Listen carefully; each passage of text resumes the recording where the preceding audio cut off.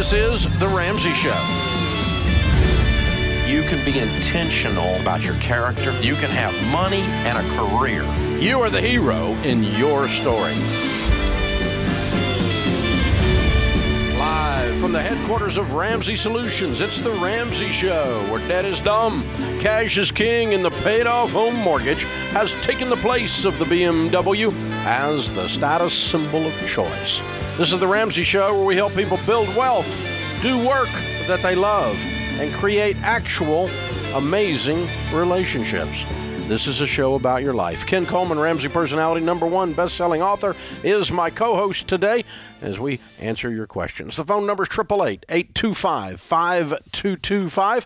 Matt starts off this hour in Huntsville. Hey, Matt, welcome to The Ramsey Show.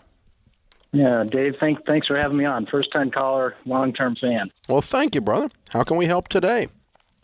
Well, went to some of my first financial peace classes about 10 years ago. And, my wife and I worked really hard at becoming debt-free, which we did. Good for you. About a year and a half ago. Good for you. And now I'm trying to figure out, next chapter of my life. How do I plan for, potential early retirement or, just doing something different. Mm-hmm. And one of my concerns is long-term care insurance.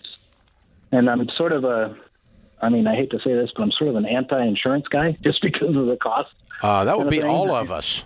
Okay, good. We believe in never buying insurance unless it's absolutely necessary. Exactly. And so anyway, so it's one of those last pieces that I'm trying to figure out, do I really need it or not? How old are you? From a financial standpoint. How old are you? I'm 55. Okay. And what's your net worth now? $4.2 million. You don't need it. Great. Okay. That's simple. All right. Let me tell you why I said that and see if you agree with me. Okay. Sure. The average nursing home stay is 2.4 years. Yeah. The average, and the average is about $100,000 a year. So let's call it $250,000. Okay. So your risk is 0 to 500,000. Right? Yep. If I did those numbers right, you can handle that risk. If you burn through 500,000, Mama's left with 3.5. She's going to party when you're gone. Yeah. Yeah. For multiple reasons. She's got plenty left to throw a party. A big wake is because we're all going to be sad. But Right. Yeah. I'm talking to you like my wife talks to me. So there you go. But no, I get it. yeah, you got 5 years. So by the way, if you do nothing with that net worth except keep it invested at around a 10% rate of return, your 4.5 in 7 years will be 9. Yeah. And you'll be 62. The chances of someone going into a nursing home and spending $1 with a nursing home prior to age 60 is very close to 0, statistically. So let me ask you this. Would you recommend, kind of putting that into some sort of a safe fund for the future? Or no. Just keep on investing and just keep on... You got $9.5 million. You can come up with $500,000. Yeah. Okay. Got it. Yep. You're going to be fine. You just got a big old chunk of mutual funds in your 401k.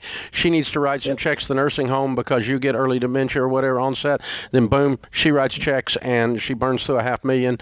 She's more than good. Because here's the thing, 75% of the ladies outlive their husbands. Yep.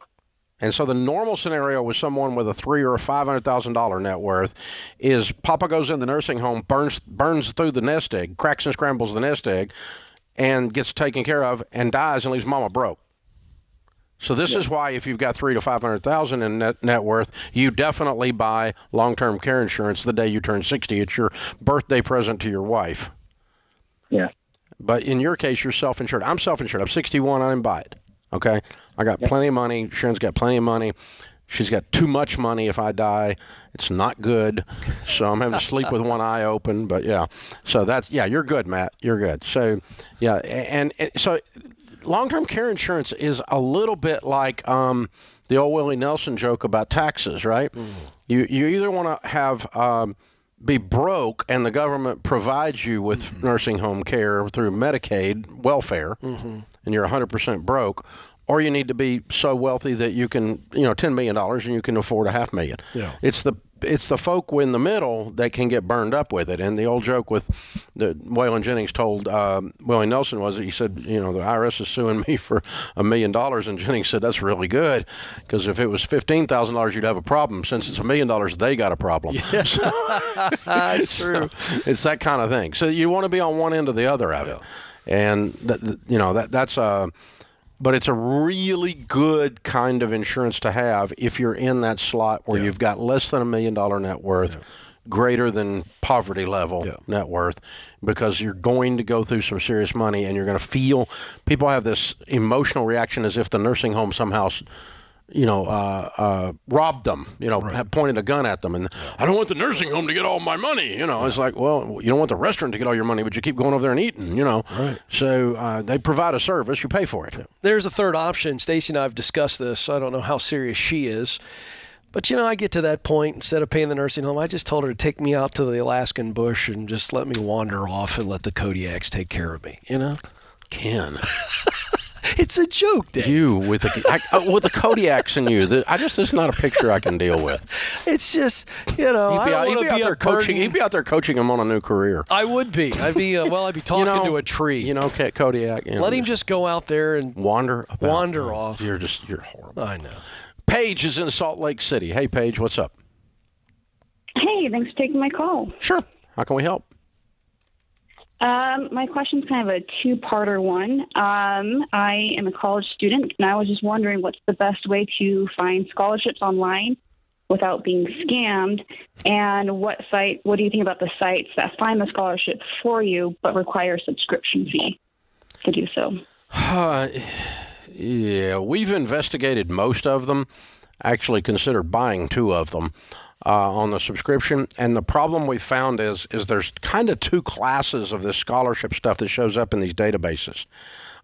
One class of scholarship is kind of hard to find because they don't spend a lot of money advertising the fact that they give out a scholarship, and it's a legitimate scholarship. It's the Kiwanis Club there in your county, and they put out $2,500, but they really don't have like a big site, and they don't spend a lot of time putting it on one of the subscription sites and paying them for it to be on there so they can give away money. That's who you're really after. Then there's another kind of scholarship that we don't talk about a lot here, but we're finding it as we do research in this space because I'm dying to build some kind of product to help you guys. And I just haven't been able to figure out a way to do it yet. Our product team's been working on it for about 2 years.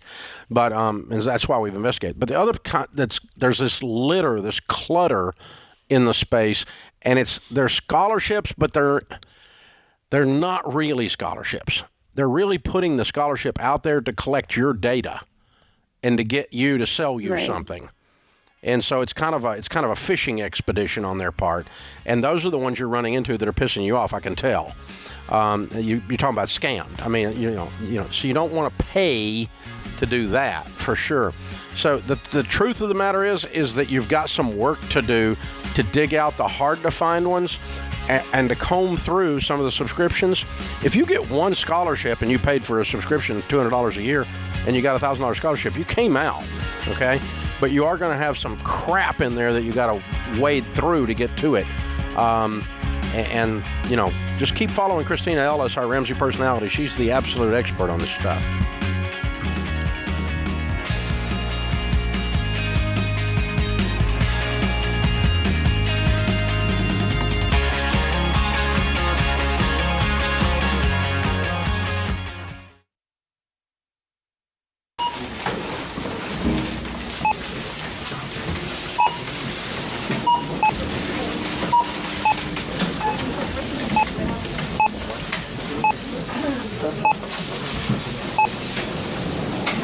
Still on baby step number 1, eh? How'd you guess? With healthcare costs rising, learn how Christian Healthcare Ministries can help you make the most out of your budget. Visit chministries.org/budget. Don't worry, it's worth it.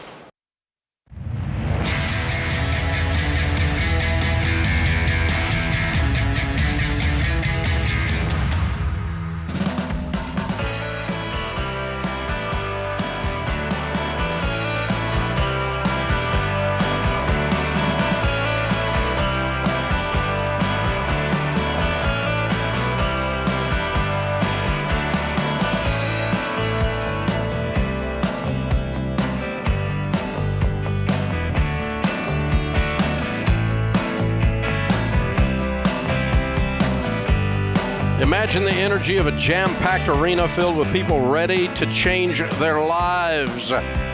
Picture all your favorite speakers on stage to help you do that, whether it's marriage or career or mental wellness or becoming a millionaire or leadership or getting out of debt. It's not just another pep talk. This is thousands of people just like you. It's called Smart Conference. Craig and Amy Groeschel from Life Church will be speaking on marriage. All the Ramsey personalities will be speaking on their chosen topics. It is a day-long Smart Conference. It's back. There's going to be about 8,000 people in the room. We've already sold almost half of those tickets. It's October the 22nd, a Saturday in Dallas. Tickets are a whole $39, and when you spend that money and you come spend the day with us, you will be smarter. It's the Smart Conference.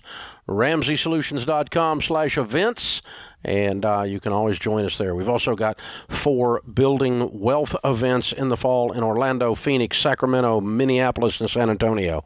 Make sure you get out to one of these events. We would love to meet you, sign your book, take a pic with you, hang out, do all that smiley stuff, because we love people, and we think people should be around people. People need people. Yeah, right. Now I'm turned into Deloney. I'm singing off key. Yeah, that's awful. And I'm here for it. Yeah. I'm right here for it. It's what's called co-hosting. I love it. You get to endure this crap. All right. Nick is with us in Indianapolis. Hey, Nick, how are you? I'm great, Dave. It's an honor to speak with you and Kingswell. I've been listening to you for years and years. Sure. What's up? At work every day. Yeah. Okay. Your phone is all scratchy and bad and ugly. Can you make it pretty? Hello? You hear me better now? A little bit. Let's try it. Okay. I've went through a lot in the past few years. I have went through a divorce and lost both my parents all within 5 years or so. I have a criminal record. I have a DUI on my record and other possession charges. I was a heroin addict for 5 years after my parents died, and I've been 2 years sober now. Good for you. Yeah. I'm having a hard time budgeting because I don't make enough money. I make half of what I used to, and it just feels like I'm barely surviving on what I make. What are you doing right now? What are you doing for work? I'm a mechanic. I went to trade school right out of high school, and auto mechanic or what? Yeah, auto mechanic. Yeah, at a dealership. I used to be, for. And then I went to school. Okay. You got your driver's license back after the DUI? Yeah. Okay, so you're driving. You just have a record, and you've been dry off the heroin for 3 years. Yeah, and the insurance companies at the dealership they won't accept any DUIs within like 10 years. So I have to work at a private, like a little small lot, and they don't pay as well and other things. What are you making right now per hour as a mechanic? $20 an hour. Okay. What could you make? Let's say, what could you make if you didn't have any of these record issues? What would the rate be that you would expect to make? 40. Okay, so the insurance at the dealership is to insure what? Your health insurance? No, the insurance the dealership has to insure me to drive all the customers' cars, test drive. I see. Just the liability that they have for me to drive. I got you. Okay. How long ago was the DUI? 3 years ago. Okay. How long before it drops off on this issue? They said that they can go back 10 years. Okay. I think it might be 7, but they said 10. So okay. All right. So we know what we're dealing with. Basically, I'm trying to make it by until then, and then I'll have, I'll be fine after that. No, I don't want you to make it by till then. I want you to go beat the system. We got to figure this out. Yeah. So the gap here is you're making $20 an hour, and you're barely making ends meet making $20 an hour. So we've got some financial stuff we got to look at, and then we need to look at professionally. where else can I work as a mechanic? And outside of a dealer, I go to a local mechanic. Stacey and I take our cars to a guy, and they're not a big corporation, small business. And, I think there's some good people out there that probably have enough work going around to where you could find a much better paying mechanic job than just a really small shop. I'd at least want to challenge you on that, to look for that and consider that. And I will just tell you this quickly, because I want Dave to address some of the financial stuff on why you're not making ends meet and what we can do there.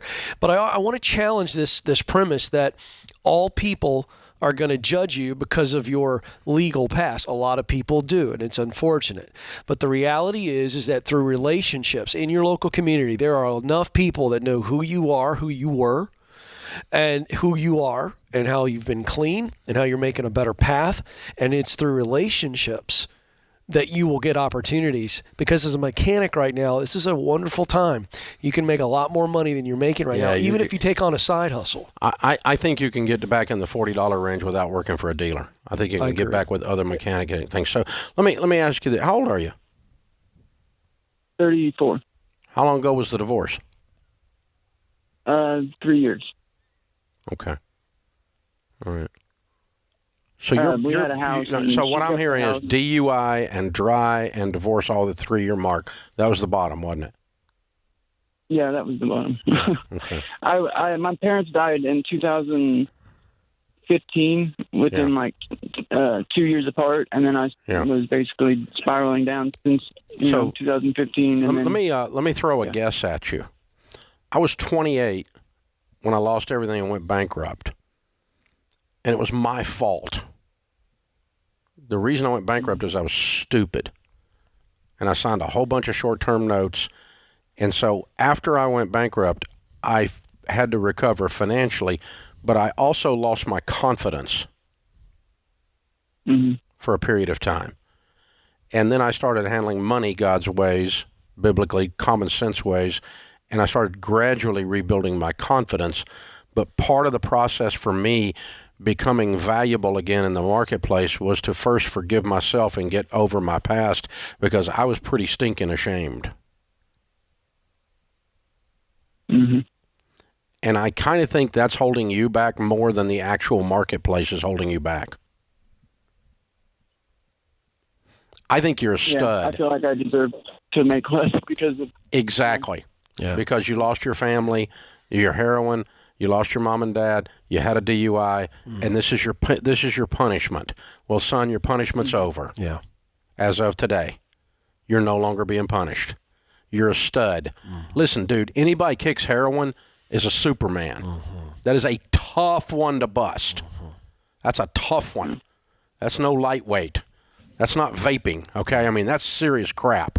So you are a stud, and you are coming back, and you are worth $40 an hour because you can work on a car as good or better than the other doobers that are doing it for $40 an hour.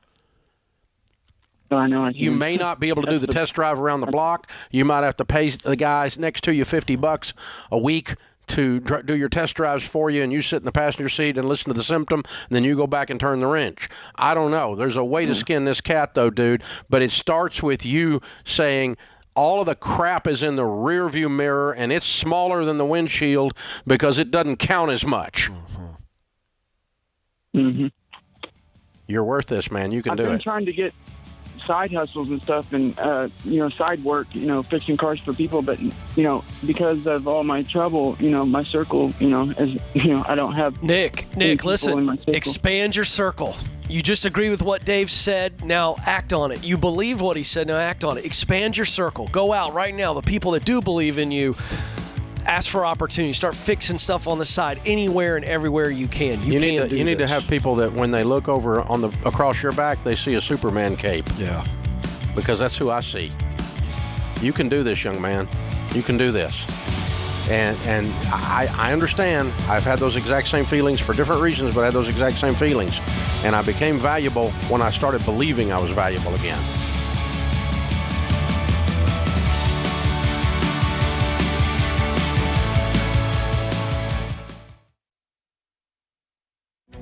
If you're looking for ways to update your home without blowing the budget, I've got it. For years, I've been telling you about our friends at Blinds.com. Blinds.com makes it simple to shop top quality blinds, shades, and interior shutters from home with easy online ordering and free shipping. With Blinds.com, there's no need to renovate your entire home. Just change out what's on your windows with upscale choices like faux wood blinds, cellular and roller shades, or even outdoor shades. Plus, Blinds.com guarantees the perfect fit, whether you do it yourself or you have them measure and install everything for you. Shop their latest looks and see how much you can save at Blinds.com today. The easy and affordable way to make your home more beautiful is Blinds.com.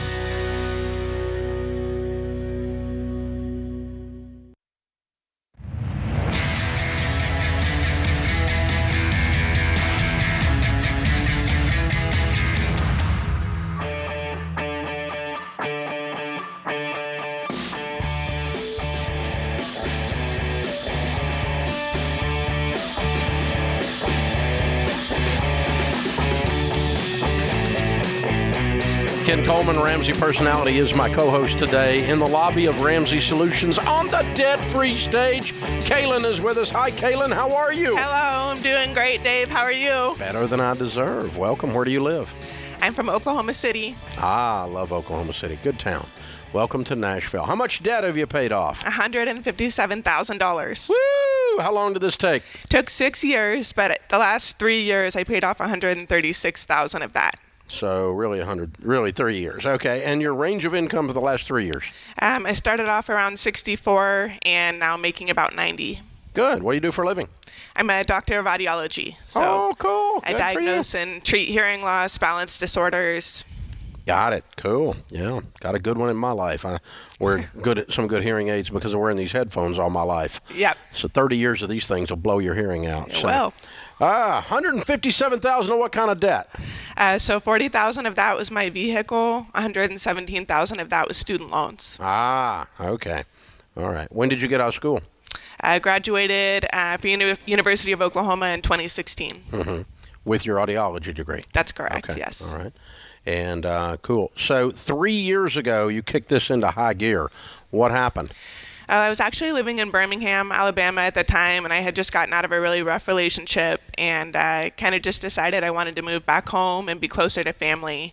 And my mom said, why don't you just come back home, live with me for a little bit, kind of get back on your feet, decide where you want to be, what you want to do.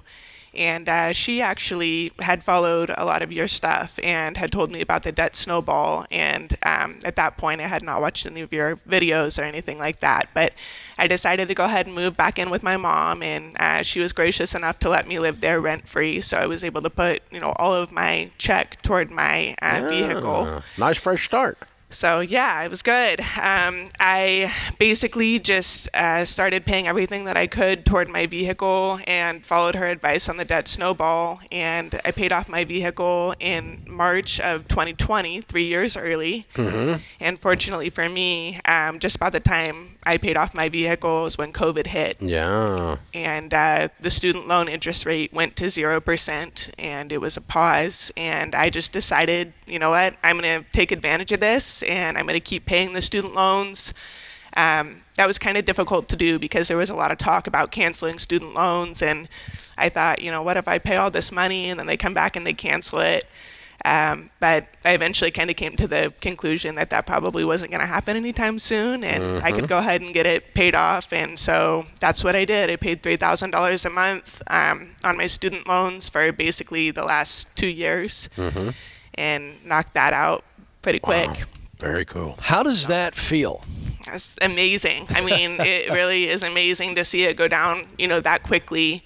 And I got to be honest, in the beginning, I was kind of doing what Dave refers to as financial peace-ish.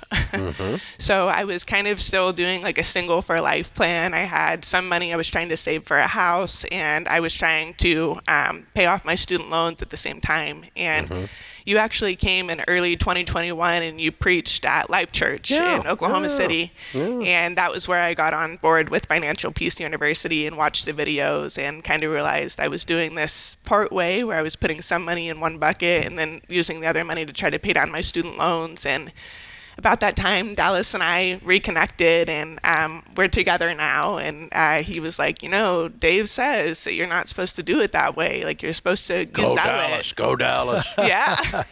And he told me, he was like, you need to stop saving for the house. He said, you need to just put all of that towards your student loan debt and get it paid off. And so that's what I did. So he's my fellow weird person, and it's really, made a huge contribution to me getting where I am. He supported us. We live together now, and he supported us for the last 7 months so that I could continue paying my debt down. And so it's been fantastic. Well, way to go, guys. Very cool. Very cool. Very proud of you. Thank you. And, man, you got to feel kind of accomplished. I do. I definitely do. I mean, like I said, I think it's still kind of surreal. Like, it hasn't set in yet, like what can you do with this money that you have now? It's like I've been on such a track, just hardcore, trying to just pay.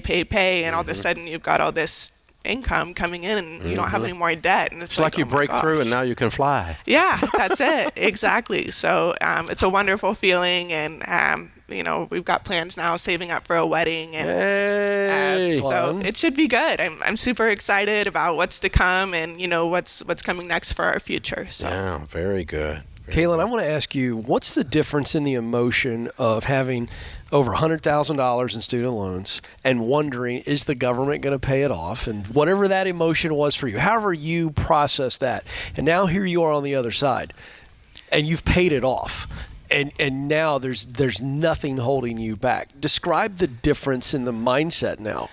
It's just, it's that feeling of independence of, I'm not relying on somebody else to do this for me. I take a lot of pride in the fact that I didn't wait on somebody else to do it for me, that, I took control of my life and I did it for That's me. Good. And, and I'm not waiting. I'm not sitting around waiting on somebody else to do it for me or, waiting to see what's going to happen. Dr. John calls that mental health. Mental health. Where you are in control of your life and you are in control of your destiny and you know it. That's a big deal. Way to go. Thank Way to you. go. What do you tell people the biggest key to getting out of debt is? You just got to stick with it. On the days when it gets hard, you have to keep the end Which is in mind. most of them. Yeah, and it hard. is. I mean, you give up the small things, but I think you just have to keep the end in mind about, what's coming on the other side of that and what you can do once you don't owe that money anymore. Yeah, it's a pain in the butt, but now you make $100K with no payments, so life's good, Yes. And planning a wedding. Yay, life is good. Good stuff. Well, we got a copy of Baby Steps Millionaires for you. That's the next chapter in your story for sure. Also a copy of the Total Money Makeover for you to give away to someone, maybe get them started on a journey like yours. And I'm also going to give you the 1-year subscription to Financial Peace University. Awesome. And if you haven't been through it, you guys go through it as pre-marriage counseling together. And if not, then if you have been through it, then give it away to someone and sign somebody up so they can take the trip that you've been on, because you've been on a good trip. I'm proud of you. Thank you. Very good stuff. And I'm sure when I pass on to Pastor Craig Groeschel that it's all his fault, he'll be proud of you as well. Thank you. So Yes. always send him an email when we tag teamed on something good. So that sounds great. Yeah, let him know, because that's where I heard all about you. That's where I did Financial Peace University after that. So really dove in head first after that sermon. So thank you for that. Well, thank you. Thank you so much. Kaylin from Oklahoma City, Oklahoma, $157,000 paid off in 6 years, but in 3 years, 136 of it did it, making 64 to 90. Quite a journey. Count it down. Let's hear a debt-free scream. 3, 2, 1. I'm debt-free! Yeah!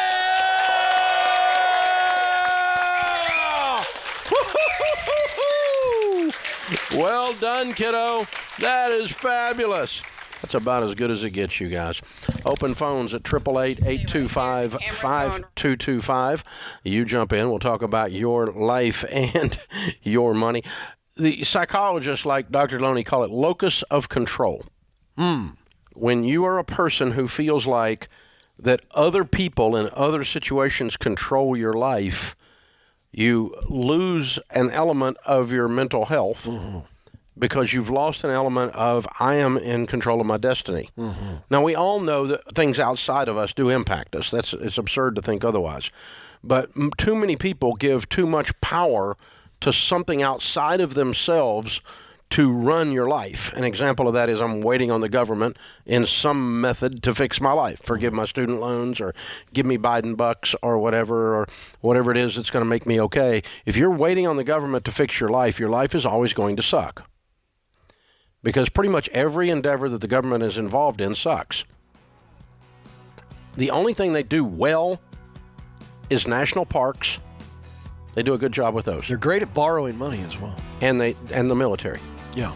And as much as we love the military, those in the military will tell you they're not very efficient. So, you know, you don't want that locus. You don't want to turn over control of your life to anyone else. That's exactly right. You know, this empowerment, this idea, I am empowered. Who's going to straighten my life out? Me! The guy in my mirror! This is The Ramsey Show.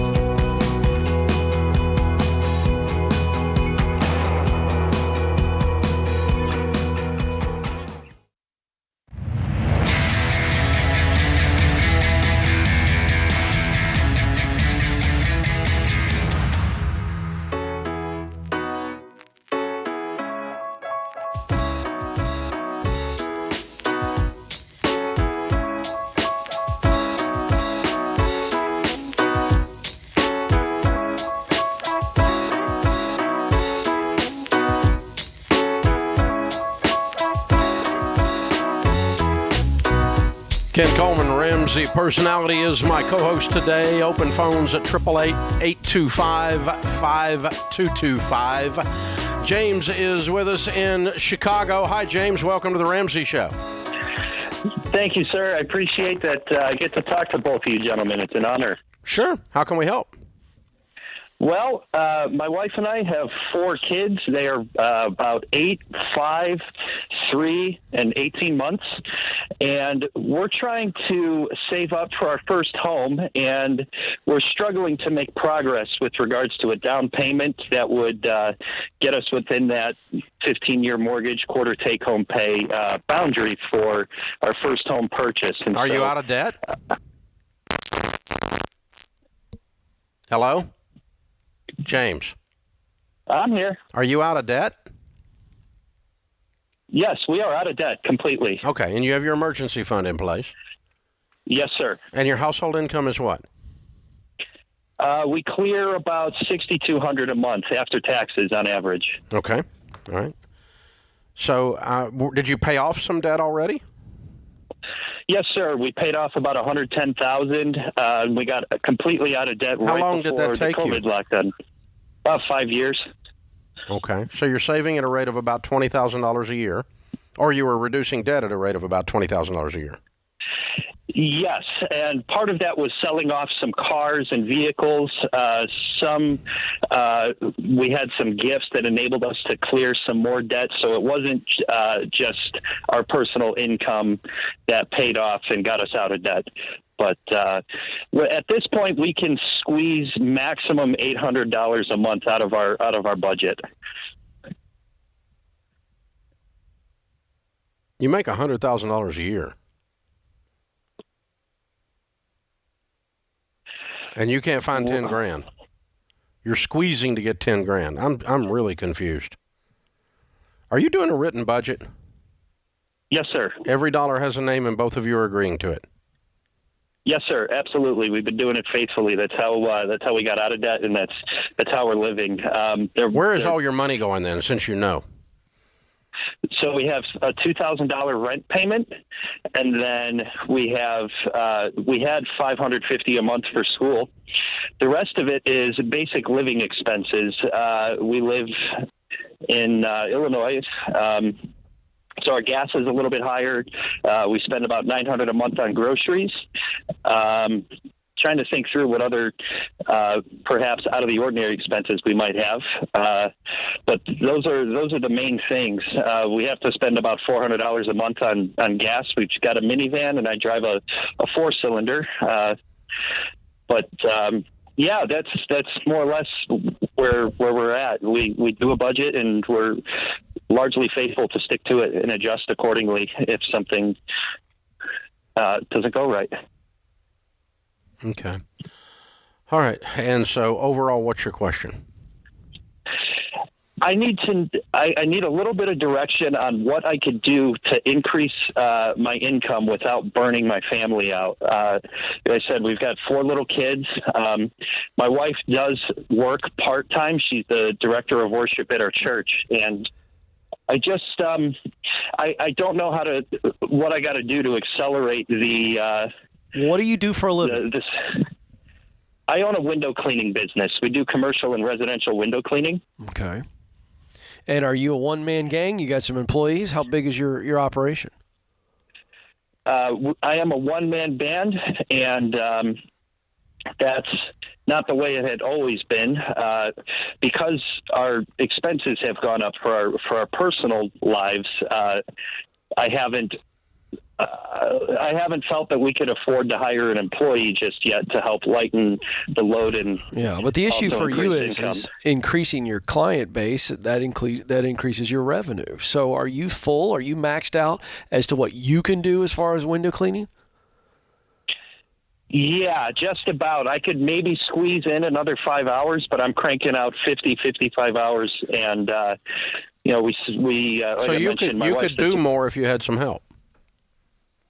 Yes, absolutely. So the help would pay for itself. You're acting like help is a net cost. Employees, you should always make more on employees than they cost you. That's how business works.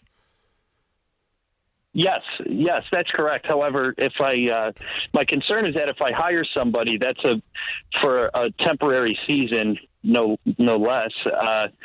I would take a substantial dip in my personal take-home pay. Because like I said, we're living on a pretty tight budget. Are you a seasonal business? Sort of. About a third of our revenue is seasonal. Well, then so here's the deal. Here's what I hear on you. I hear all these limitations. I hear roadblock after roadblock after roadblock, and I don't see the roadblock. So let me give you a really practical example. If you are seasonal, I talk to people all the time that are killing it in seasonal businesses, and they hire seasonal help, and they pay them very, very well. And so I don't think that's a limitation. I think you're creating something in your head. I mean, if you paid somebody $40,000 seasonally to help you, and you made another $100,000, that'd be okay. Yeah. And then what can you do in the off season? That is... run the other 67% of the revenue. Yeah. Plus, what utility can you bring to the table that's similar to cleaning windows, but it's a service that's not seasonal? You have skill and you have experience that can be leveraged to make more money in the off season. This is a function of you deciding how important this is and get after it. I think the answer to your question, in other words, is to grow your business. Yeah. And you grow your top line revenue by growing the capacity of the business. And the only way to do that is to add some help. And that's why we call them help, because they help. And, the quote, hired help thing, there are people hired to help you. And they're become part of your team. They become friends. It's a small business. It's a family business. It's a wonderful environment for someone. But, you could pay somebody pretty well out of the extra money that you're able to have come in because you were able to expand your capacity. If you could clean 40%, 30% more houses, windows, because you had one more person on your team and you were just that much faster because of that. I don't think you're going to get to 50% more, but you probably could get to 30 to 40% more. And so you move from a top line of $100K to a top line of 150 or whatever, and you pay the guy 30 or 40. It's doable. Dave, I think there's a follow-up that I think a lot of our listeners would benefit from, and you can speak to this very uniquely. There is some fear that is really holding him back there, this idea that employees are so expensive, and the way you come at so many things on the show is, let's just look at the math. So for a small business person who feels like they're the chief everything officer and they can't grow because they can't afford to hire somebody, what's the math process they need to walk through, real math, and go, okay, how I can actually walk this out and see that it's not the big scary monster under the bed? What would you recommend they do? Well, there's two kinds of team members you had. Ones that are fixed expense and save you money because they free you up. For instance, I hired a personal assistant years ago, which meant I didn't have to do all the documentation and all the other stuff, which meant I could be doing something that made money. So it increased my ability to make money because I didn't have to do some of the stuff. Okay, so I offloaded some things. The other type of person is a person who directly impacts revenue. That's the easiest one to hire. That's right. Because, you're going to cost me X and you're going to make Y. And if you don't make Y, then you're not going to cost me X because I can't keep you. And so we're going to have the first guy I hired, Russ Carroll. We brought him in. He was here for 20 years. He's retired from here. He's a wonderful friend. I told Russ, I said, he was going to do financial coaching, financial counseling. And I said, we need to get some financial counseling in here or your kids are going to be skinny. This was the conversation we had, right? Yeah. And so we had, because I can't pay you except we get more money in here to pay you with, dude, because there ain't no money here. I mean, we didn't have financial peace. We were teaching financial peace, but we didn't have financial peace, and so that's the thing. And so we just had to work through that, and it worked out, obviously, because Russ was here for 20 years. But you're right, it is scary, but the easiest one to add is one that adds more revenue than they cost immediately. That puts this hour of the Ramsey Show in the books.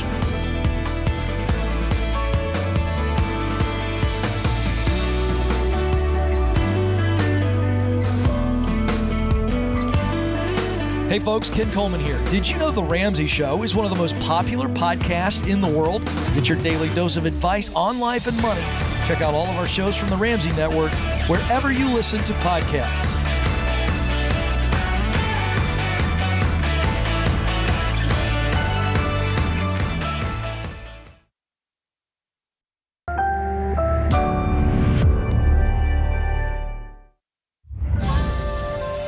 This is The Ramsey Show. You can be intentional about your character. You can have money and a career. You are the hero in your story.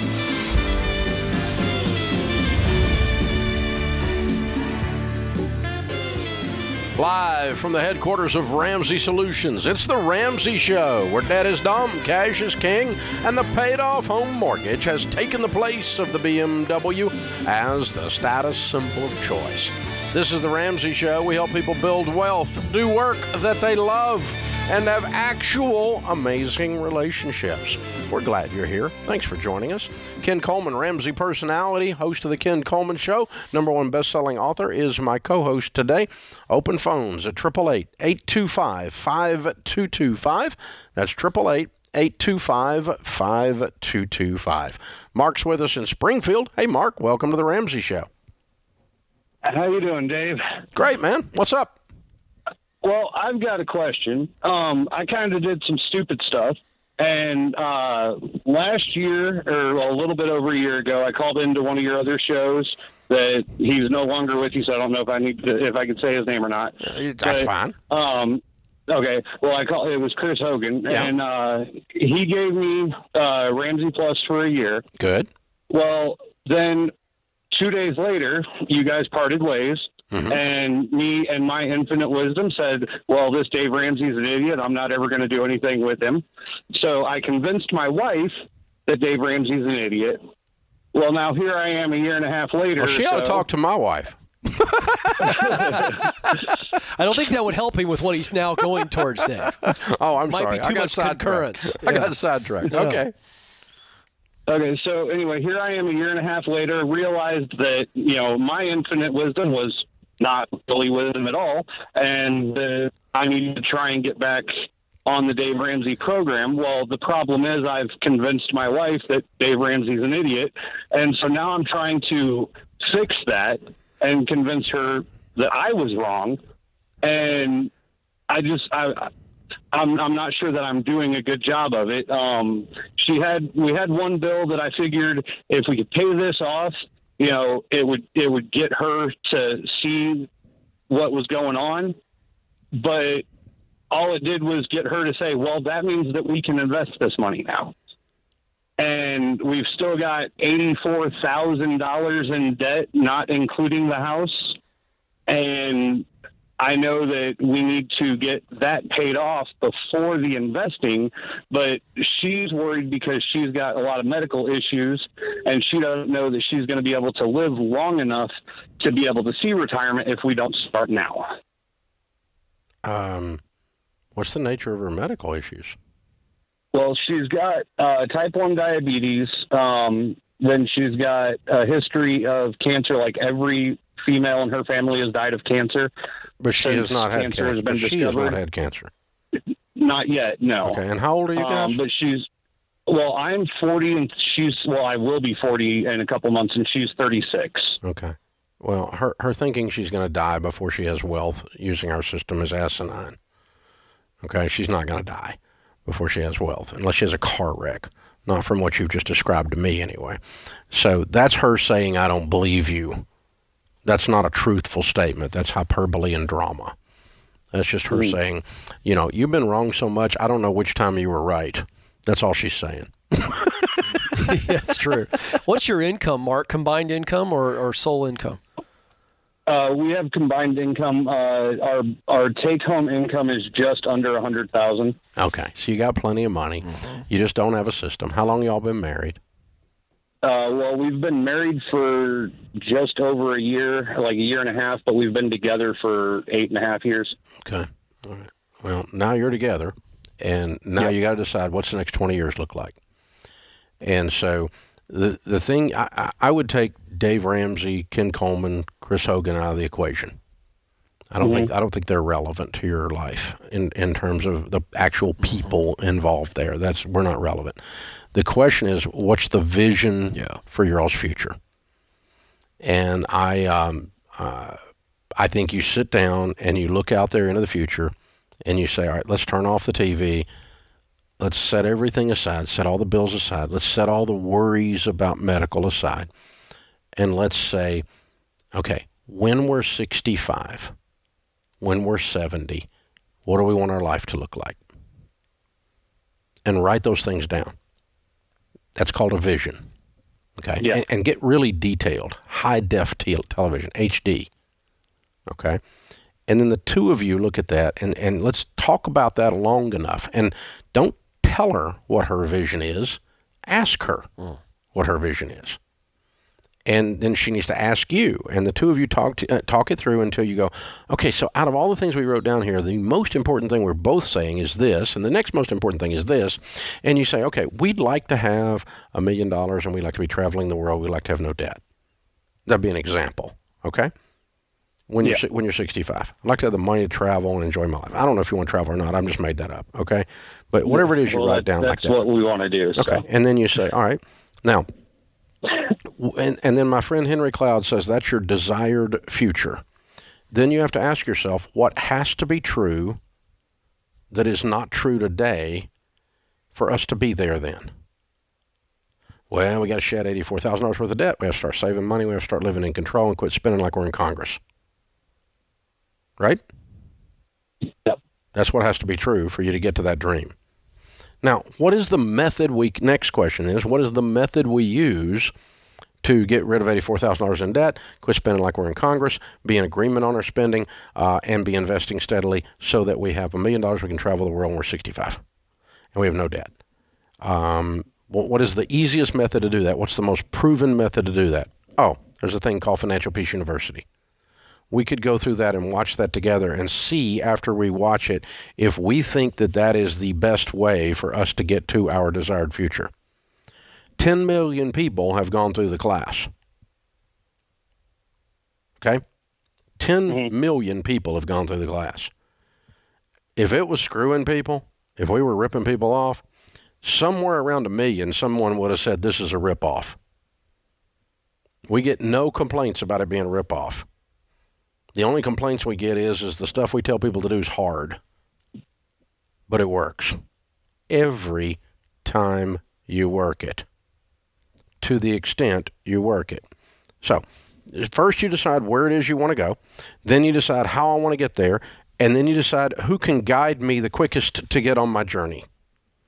And I'm convinced that the Ramsey organization as a whole, not me personally, but Financial Peace University, the steps we teach, is the fastest, right way to become wealthy. And I'll give you another year of Ramsey Plus, of Financial Peace University, for you guys to sit down and watch that together. But you can't just do that on the basis of Dave Ramsey's a good guy or Dave Ramsey's not a bad guy. Or Dave Ramsey's a bad guy, Dave Ramsey's a good guy, or I don't like Chris Hogan left. That doesn't decide your future. That decides Dave Ramsey's future, Chris Hogan's future, Ken Coleman's future. But your future is decided by what you do. And so you got to decide what you're going to do. And if I've lost credibility in your household because Hogan left, then so be it. It's okay. Find you a way, though, dude.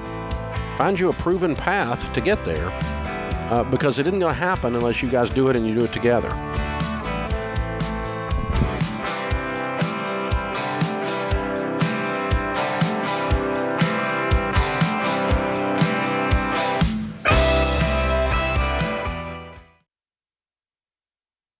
Chaos.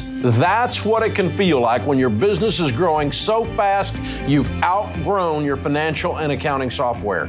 The faster you grow, the more likely you are to lose control of the numbers. And here's the reality. If you don't know your numbers, you don't know your business. That's why we use NetSuite by Oracle, the #1 cloud financial system.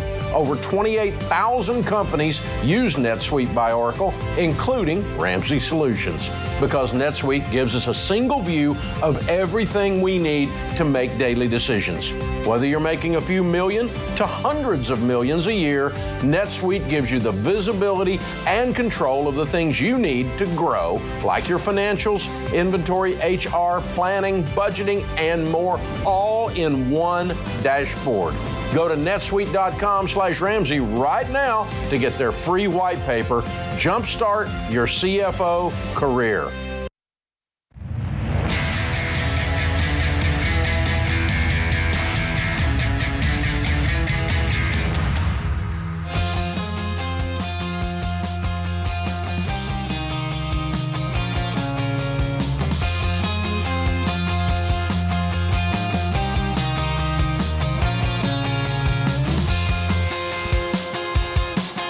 Ken Coleman, Ramsey Personality, is my co-host today. A lot of people would rather spend their weekend doing yard work than talk about insurance, have a root canal than talk about insurance. There's a lot of bad things we would do but talk about insurance. But here's the deal. If you don't take the time to learn about insurance, you're going to get ripped off, and you're always going to feel like you're getting ripped off because you're really getting ripped off. Around here, we think learning about money should be simple or even fun. Our new free 5-day guide to insurance called Confidence in Your Coverage makes learning about insurance quick and practical, and you might even laugh out loud a time or two. It is, after all, Ramsey Personality George Camel, which is always good for a laugh. To top it off, we're doing a giveaway for the folks who sign up at the end of the series. You'll still have the artwork, but at least you'll know your stuff when it comes to insurance. Go to RamseySolutions.com/confidence.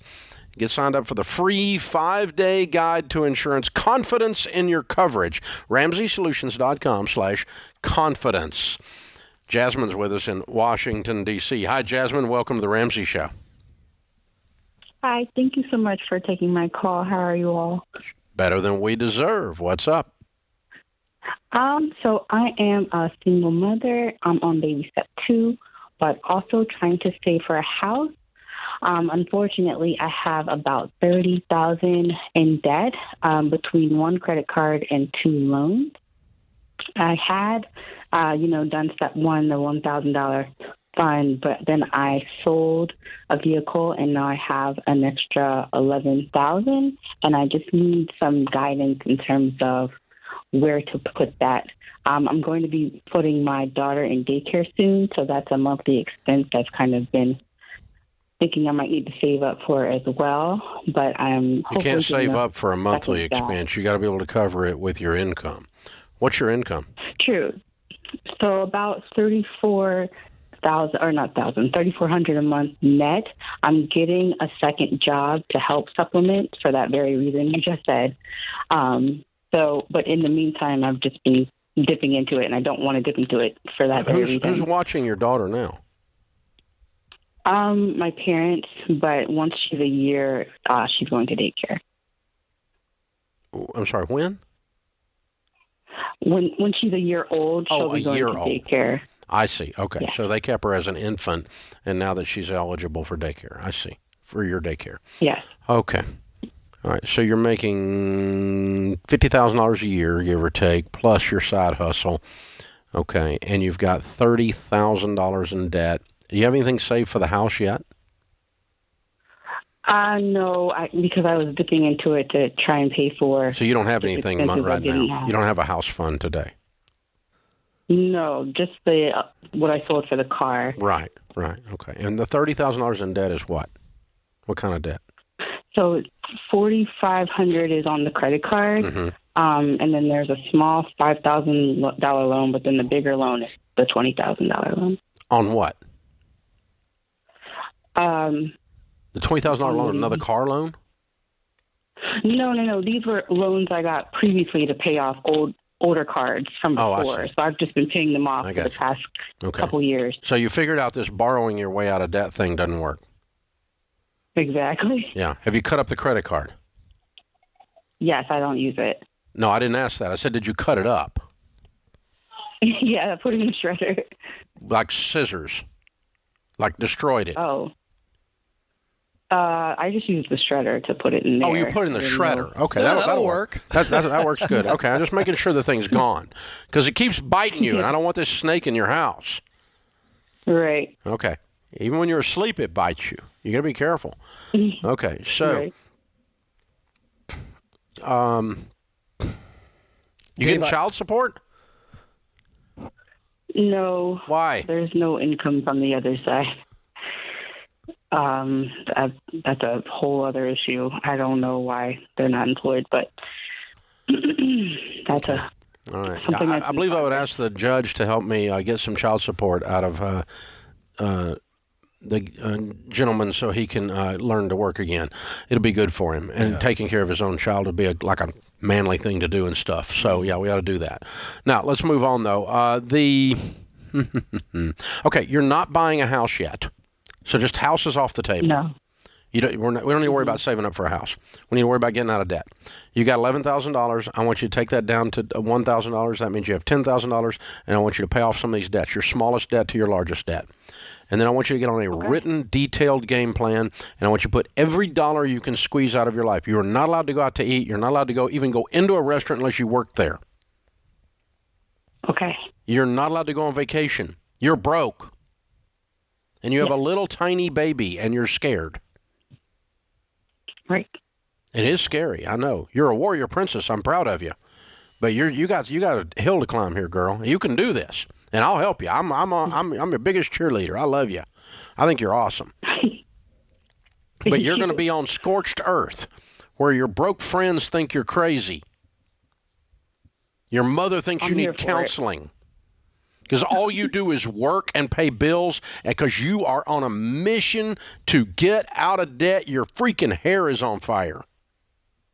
Right. Can you hear the roar in my voice?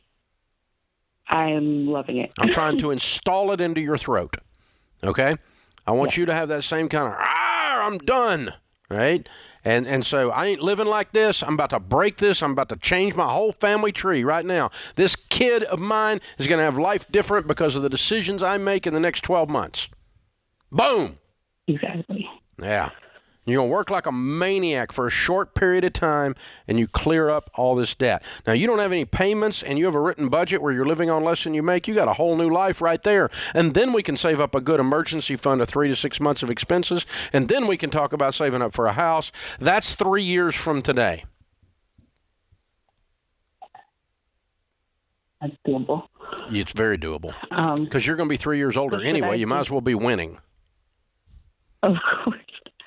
So So you're saying just throw what I have at the credit card and the small loan, and then I'll just chip away at that big one. Yes. Yeah, but let's get practical, Jazz, because Dave just gave a great motivational speech. But do you see how quickly you can pay off $20,000 if that's the only one left with that additional income that you're making, and then anything else you do? Do you see if you put just $1,000 a month towards that $20,000, that's 20 months max. That's if you just put $1,000. You need to put $2,000 and be done in 10 months. But you can do more than that. I want you to put $2,000 towards it because you're going to get $1,000 out of your existing budget. You're going to make an extra $1,000. We're putting that whole $2,000 towards this, and you're done in 10 months. Now, how does that feel, Jasmine? That's going to feel great. This time next year, you got $8,000 in the bank and no payments. That would be fantastic. That's where I want you to be. That's the goal. And I want you to sit down and write all of that out. Now, if I give you the free class to go to Financial Peace University, will you do the class if I give it to you free? Absolutely. Okay. Now, when you are a rich and victorious single mom someday, I want you to find one that's got a brand new baby. You're scared out of her bones, and you buy it for her and pay for it then. Okay. Absolutely. You're gonna pay it forward later. Okay. Yes. All right. You hang on. We'll take care of you, honey. You call me anytime, and we'll help you with this. You can do this. You can do this. But this is the day when you start happening to this life instead of this life start happening to you. Mm-hmm. Because you get the snot beat out of you in those situations, and you just start to want to curl up in the corner and say, don't kick me again, life. I want to highlight, Dave, I'm glad you said this. You said get after that judge, and she needs to. She shouldn't feel guilty or obnoxious. If there is a legal order here on what this deadbeat is doing or should be doing, I like that advice. Go after the judge. Make that judge so put out with whatever she's doing that he goes after this guy with everything he's got, because that is not right. And I'm glad you brought that up. Well, I mean, yeah, we have a manhood crisis. Big time. The wussification of America is real. There's a crisis of manhood in America. It's unconscionable this guy's not working in today's world and economy. And you have a brand new baby. It's your freaking job. You get $15 an hour working at night. It's your only reason for being on the planet right now, Bubba. I mean, you made a baby, you take care of the baby. Yeah. This is how life works. Man up, wuss. This is The Ramsey Show.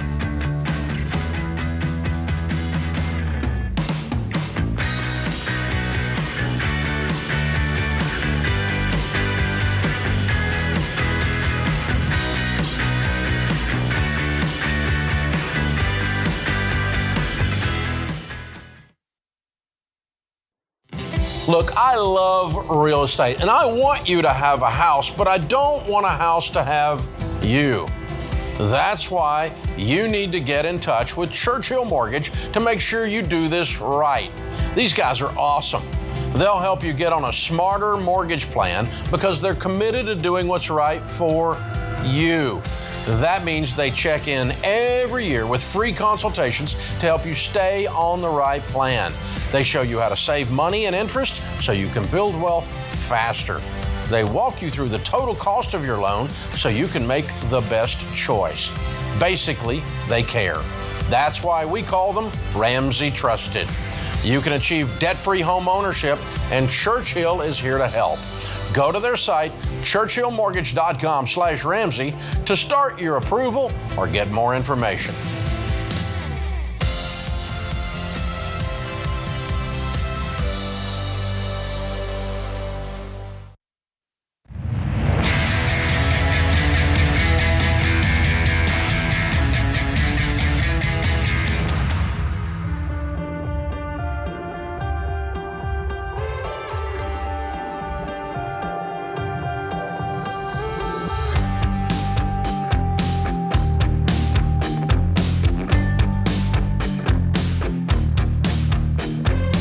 Ken Coleman, Ramsey personality. Open phones is my co-host. Open phones here at 888-825-5225. Charles is with us in Bowling Green, Kentucky. Hey, Charles, how are you? Better than what the world says I should be. Hear you. How can I help? I'm seeking wise counsel. My mother has cancer, and we've already prayed about this, and we've determined it's her time. So the problem is all her debt. So just trying to get some idea how to honor her, from so my dad and I can properly honor her. I'm so sorry. How old is she? She's 69. Okay. And your dad and her are still married? Yes. Okay. And how much debt does she have, hon? So there's $20,000 to $25,000 on the car. Mm-hmm. $4,000 to $5,000 on medical debt. We're still getting some of the bills on that. Mm-hmm. And then she has a $10,200 judgment from credit card debt. Mm-hmm. Okay. Do they own a home? Yes. Okay. What's it worth? Considering the shape it's in, probably closer to $130. It needs some repair. What do they owe on it? Zero. So they own the home. Okay. Do they have any money? About $4,000. Your dad does? Yeah. Okay. Does she have any life insurance? No. Okay. And what is the prognosis, since you all have decided that treatment is stopping? She's got a month or a year, or what are you thinking? That's the big unknown. It's acute leukemia, so it's pretty much whenever she runs out enough blood to keep her alive. Yeah. Okay. But what's the doc saying? They couldn't give us an estimate on that. I mean, it could have been. It's pretty much a range of weeks to a year. Okay. Okay. So I'm so sorry. I'm sorry y'all are going through this.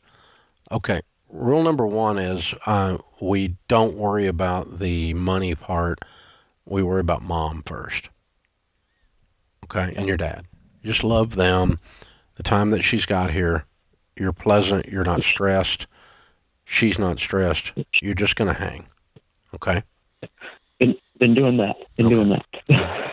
But the thing about this stuff is you can get down into the business aspects and the math aspects of the adult work that has to be done here, and lose the enjoyment of the little time you got left with her. And I don't want you to do that. Okay. That's not an issue. I mean, there are times that I just spend a couple hours in the hospital room with her. Okay. Now, if it helps me, if I'm in these situations, to know the technical aspects, because it helps me lower my anxiety or my stress level about something, because you're usually more stressed about things you don't understand than things you do understand, even if there's bad news in the things you do understand. Agreed? Yeah. So here's how this works mathematically. So I'm going to get technical and cold all of a sudden with you. Are you ready? Yep. Okay. When someone passes away, what they own, their assets, has to stand good for what they owe. If they own nothing, the debt does not transfer to their children. Now, in your case, your mom owns half of a house that's worth $130,000. Your mom... Go ahead. Everything else is in her name only. Doesn't matter. A house? It doesn't matter. Her house has to stand good for her debt. So if your dad wants to keep this house, he's going to pay her debt. Right.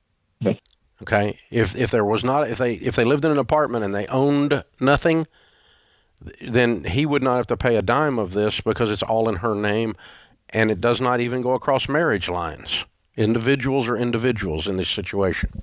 Okay? But because she owns a house she owns a portion of a house that's worth $130,000, if he wants to keep his portion of that house, he's going to have to pay these debts. So what are we going to do? We're going to sell the car. We're going to call the medical people up, and we're going to call the credit card people up and go, she died. Here's a death certificate. And you send them a copy of the death certificate, and you say, we're willing to pay something on this, but she died.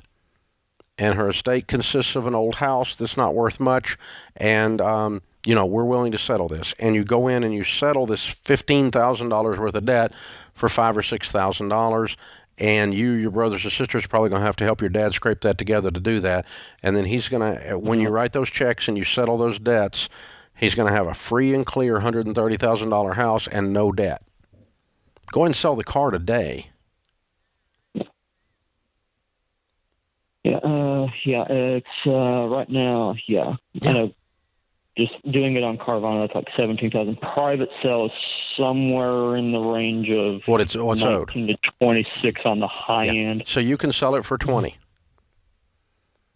You got to find it. You told me it's worth. You should told me 20's owed on it. So you need to get the car sold. You get the car sold now. Yeah. She doesn't need the car, and then you're sitting there on the other debt, and you just let it sit there, and you don't do a thing with it until she graduates to heaven. And after she graduates, then you go and you do these business transactions, and you settle these debts for 25 to 50 cents on the dollar with cash. And that clears your dad out. I've already been talking to the hospitals and getting them to negotiate and reduce that debt already. Good. You're on track. This is exactly what you do. But you don't get to walk away from it because we need to protect the house for your dad, okay? Yeah. If there was no house and she owned nothing, we would just call up the credit card company and send them a death certificate and say, she passed, she has no assets, you get nothing. You send them a letter. It'd be that simple, okay? But in this case, to protect Dad's house, we've got to go through and settle these things. Okay, so my first priority is vehicle, get rid of it, then we can start focus on medical, and then that judgment. And I'm not worried about those credit cards. They can just sit. Because they're not going to do anything. They're just going to sit there, going to squawk. But other than yell and flop on the floor, they're not going to do anything. Just sit on them and let them get old and let them get nastier. And then you can deal with them next year, 2 years from now, whenever you want to deal with them, so they don't come over and put a lien on your dad's house. We eventually want to take care of them, right? Yes. Is your dad working? No, he's unable to work. Okay. He's had a couple of strokes and injuries. So. Okay. And do you have brothers and sisters?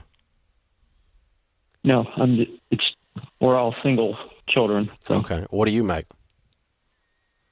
I make 52. I've already started the $225 a month that I normally put away into my savings. I've already started diverting that to help them.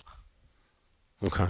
But for me, all I have is my only debt's the house, and I've already got 12 months savings and all that. Well, I mean, if you took a little bit of your savings and settle this debt, that'd be fine because you're going to inherit this other house someday anyway,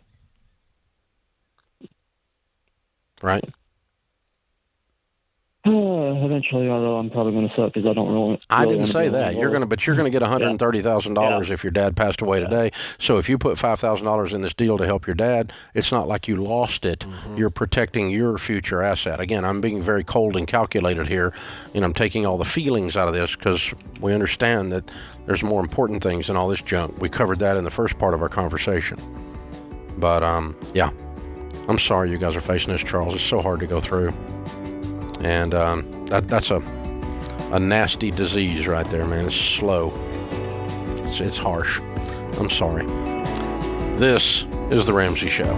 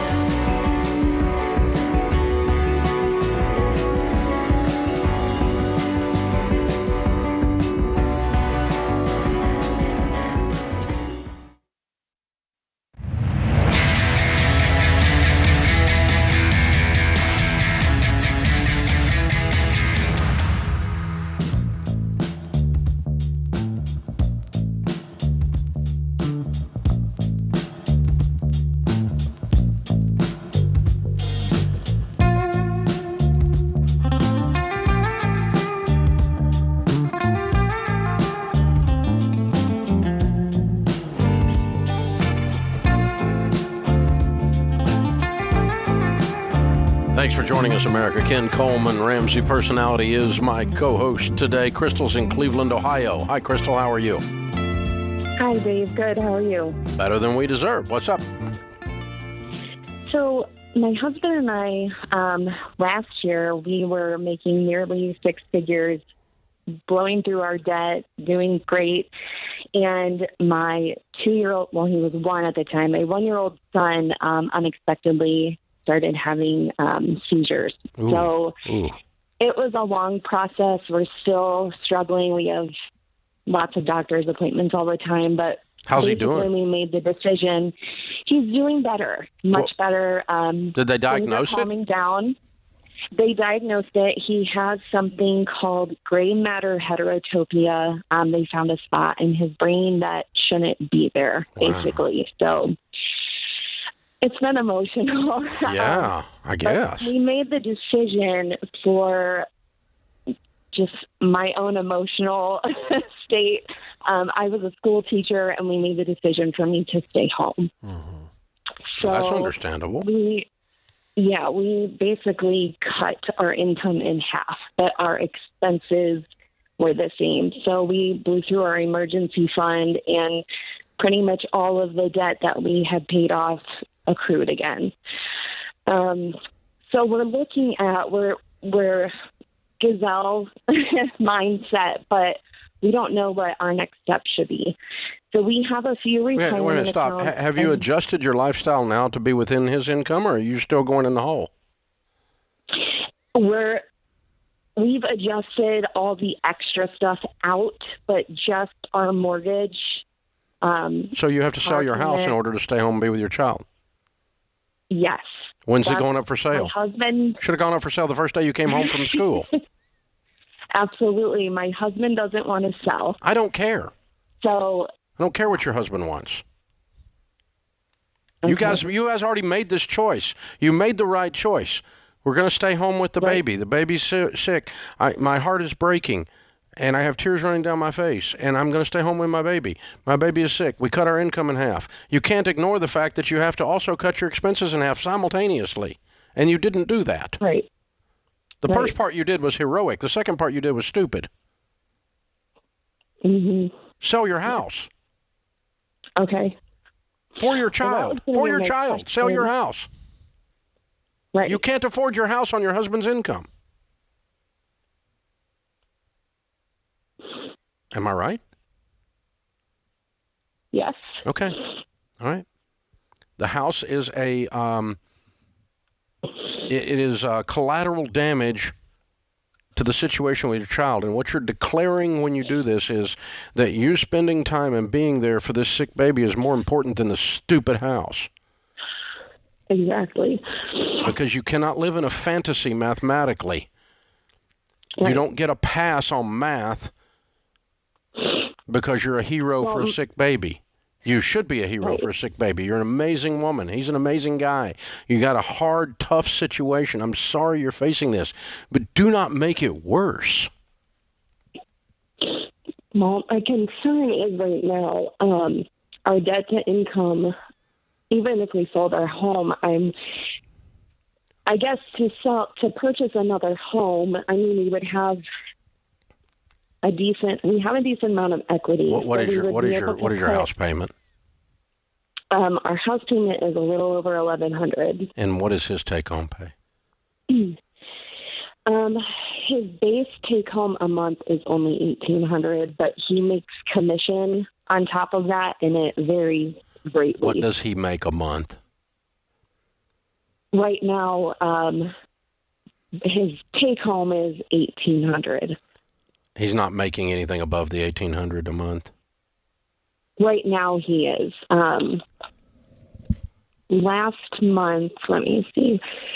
Last month he brought home $3,000. You cannot have have an $1,100 house payment with $3,000 income, honey. Right. Doesn't work. Okay. Something has to change. And here's the thing. Something's going to change. You're either going to change it or somebody's going to change it for you, called a foreclosure and a bankruptcy. Because you're driving a car straight at the wall mathematically, aren't you? Yeah.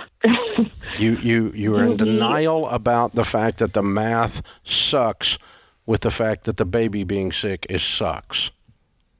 Yes. And it causes the math to suck. And you got to face the whole thing. It's your best way through this. Your best way to win long term is to face the whole thing. And what's going to happen, I can tell you. I'll just be a prophet. Are you ready? 5 years from today, 5 years from today, the seizures will be gone. He's going to be a normal little boy running around like crazy, and you're going to be back teaching, and this is all going to be in your rearview mirror. But it's going to be in your rearview mirror faster if you deal with the present full reality today. Okay. Crystal, you said earlier that the reason you came home from the classroom was for your emotional well-being, and yet all of this debt is causing just as much emotional stress. So you've got to implore your husband to understand that we made this decision for my emotional and mental well-being, and yet I'm not getting the benefits of that because of our finances. And this is a season, and you don't need to be thinking about a house. You sell the house and you rent, and this is a circle the wagons moment for your family, where we circle the wagons and we defeat the enemy in front of us, and then you're going to get another house. Explore. You're going to get another house. But you're not going to get one on $3,000 a month. Yeah. Right. And you're not going to get one in this current situation. Whoop-de-doop-de. There's another house. I've been to Cleveland, Ohio. There's houses all over the place. You can get you another house. Right. They're everywhere. Yeah. And so you'll get you another one. Yeah. This is a moment in time. This is what's known as the valley. You are in the valley, right? But the point of the valley is you don't stay there. You're not going to live your whole life in the valley. It doesn't work out that way. And so this is the thing you'll look back on, and you'll tell your little boy's kids someday, when your daddy was 1, he about drove us nuts. We had to sell the house. Oh. You'll be that grandmother telling that story, right? That's what's going to happen. Crystal, I can't tell you how many times my mom and dad have talked about when I came into this world. They lived in this teeny tiny one-bedroom See, now there's a whole nother thing. Over a pharmacy, yeah. But the point is, they talk about how hard it was. Coleman, Well, imagine trying to parent me, for heaven's sakes. But this is a season, and I don't remember it, and your son's not going to remember it. And this is a storm. This is a storm right now. And I got to tell you, it's not for your emotional well-being. You're being a good mom. That's right. A good mom wants to be there with a 1-year-old that's having seizures. That's just a good mom. Yeah. I mean, that's not a bad thing. Thank you. And if you were my own kid, I would tell you to do exactly what you're doing, except for the part where you kept all the expenses. Right. So those got to go starting today. And then you'll come back out of this, and you'll be able to add a house back, and you'll be able to. Now, the last thing of this is I want to ask you this. How available with this medical situation are you to do tutoring in your own home? We've talked about that even for this next upcoming school year. Yeah, like $40 an hour. Schedule. Yeah. Make a huge difference if you have the bandwidth and it doesn't put your child in jeopardy. Right. But I'm not trying to have you quit work and turn and put you back to work. That wasn't what I was trying to do. But if there's some bandwidth while kiddo is sleeping, or kiddo is manageable 99% of the time, but we're just here to watch him and make sure he's not having an episode, right? Then you can do some $40 an hour tutoring, and you can change this whole situation and maybe keep the house. Yeah, I would tell you a very specific idea there, Dave, is online teaching, adult education, makes really good money, and the little guy's in sleep. She's got the monitor. You're in control of when you do it. Yeah. Yeah. Online tutoring, big time help. Yeah, check on all that. But kiddo, make the adjustments on the outgo when you make the adjustments on the income. That's what I want you to do so you win in this. You call us anytime. We'll be honored to help you.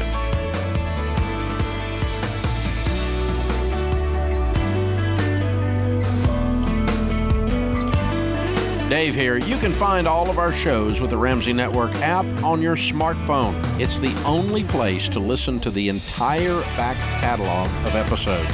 Download the Ramsey Network app in your favorite app store today.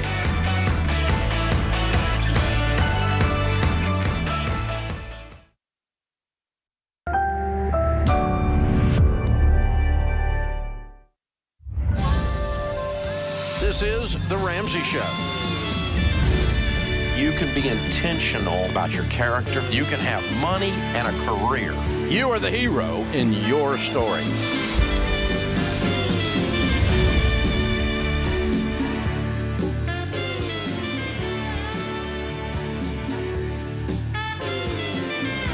Live from the headquarters of Ramsey Solutions, it's the Ramsey Show, where debt is dumb, cash is king, and the paid-off home mortgage has taken the place of the BMW as the status symbol of choice. This is the Ramsey Show. We help people build wealth, do work that they love, and create actual amazing relationships. Ken Coleman, Ramsey personality, #1 best-selling author, host of the Ken Coleman Show, is my co-host today. Thank you for being with us. Open phones at 888-825-5225. Annie is in Minneapolis. Hi, Annie. How are you? I'm good, Dave. How are you? Better than I deserve. What's up? Well, thank you for taking my call. So last week I sold my house, and later today I'm going to get the profits from that sale deposited into my account, and it's going to be $73,000. I'm a registered nurse. I'm a single mom. I'm 28 years old, and at the moment I don't have any savings. I do have $44,000 in debt, and so my plan was to pay off the debt, and then I would have $27,000 left over. And I know that that's not a ton, but I guess I'm just wondering the best way to steward that, if it's savings or if it's retirement or just kind of what to do with that. What do you make? So monthly after taxes and including child support, it's $4,000 a month. You said you're a nurse? Yes. Okay. What kind of nurse? I work from home at the moment. I was previously working in the clinic, but with the pandemic, I took a work from home job doing medication refill. For no money? You took a pay cut? The $4,000 a month. Yeah. I mean, I would, yeah. Yeah, you're an underpaid nurse. That's why I was asking. Okay. Typical nurse is making 60 to 80 grand right now. You're making 35 or 40. Well, that's after taxes and everything, because it's $34 an hour, and I work over 40 hours a week. Okay, what's coming out of your check? You got health insurance coming out of your check? Yes. How much? And then I'll I don't actually have the exact number. Okay. I chose the highest tier, so it's more expensive. Yeah. How many kids you got? And then I also, one. What age? 9. Where are you living now that you sold your house? I'm renting. Just got an apartment? Yes. Okay. All right. Okay. Well, here's the thing. I think you've chosen an incredible career, don't you, Ken? I think so. She has the sky's the limit there. And I think you're getting mediocre to poor results on your career. I think you can make a lot more money without destroying your life. You have a 9-year-old. And okay. Because 5 years from today, you're going to be sitting right here unless you save some money for a down payment, right? Yes. Why'd you sell the house? I had taken out a first-time homebuyer's loan, and I wanted to get out of that. I didn't know whether I should refinance or sell, but just seeing the way that the market was, I wanted to kind of take advantage of how much that the home had gone up in value. Okay, so you can clear all these debts, and you got no debt now.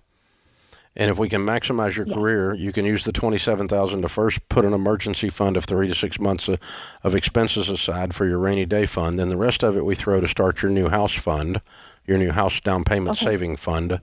We're going to separate the two because you don't need a $27,000 emergency fund. In your situation, you need maybe 15. Okay.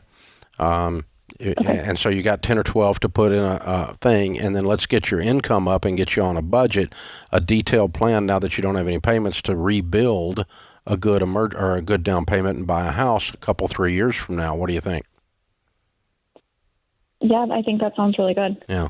Ken, what do you think about this career? Yeah, I mean, you're making around $65,000 a year. Does that sound about right to you?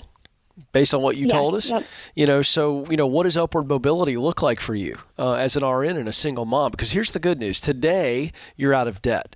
You got your emergency fund, your 3-month emergency fund set up. You're ready to go. And so now it's, okay, what kind of goals do I have? And then what financial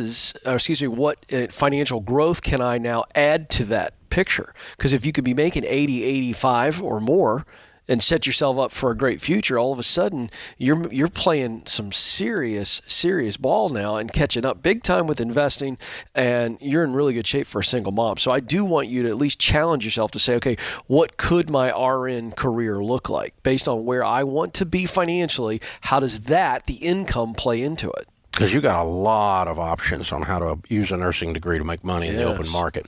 I'm still concerned about your take-home pay, okay? Because if you're making 65 and you're only taking home 36, there's something wrong with these numbers, okay? Because you don't have $30,000 in tax withholding. Well, how much is your stinking health insurance premium? Well, I think that it is. Oh, you said you didn't know. $300 a month. You said you didn't know. That's right. Yeah, I'm not exactly sure. Okay. I think you need to look at that. Yeah. Because I think you bought the lowest deductible, most expensive health insurance plan because you're a single mom and you were a little bit afraid. Yeah. And I think you need to get a big butt deductible. You got $27,000 in the bank. And get that premium down and look at are you and the 9-year-old both healthy? Yes. Okay. Yeah, let's get a big old deductible like an HSA. Like a $5,000 or $7,000 deductible, whatever they've got, and let's get this premium down to about $400, $500, $600 a month, because I think you're paying $1,400, $1,500. Are you getting a big tax refund as well? It was $5,000 this year, which is the most it's ever been. Okay, yeah, you need to change your W-2 then, because you got too much coming out for taxes. Okay. Yeah. What is the child support payment? $5,000 a year is $600 a month. Too much coming out of your check. That's part of where this money's going.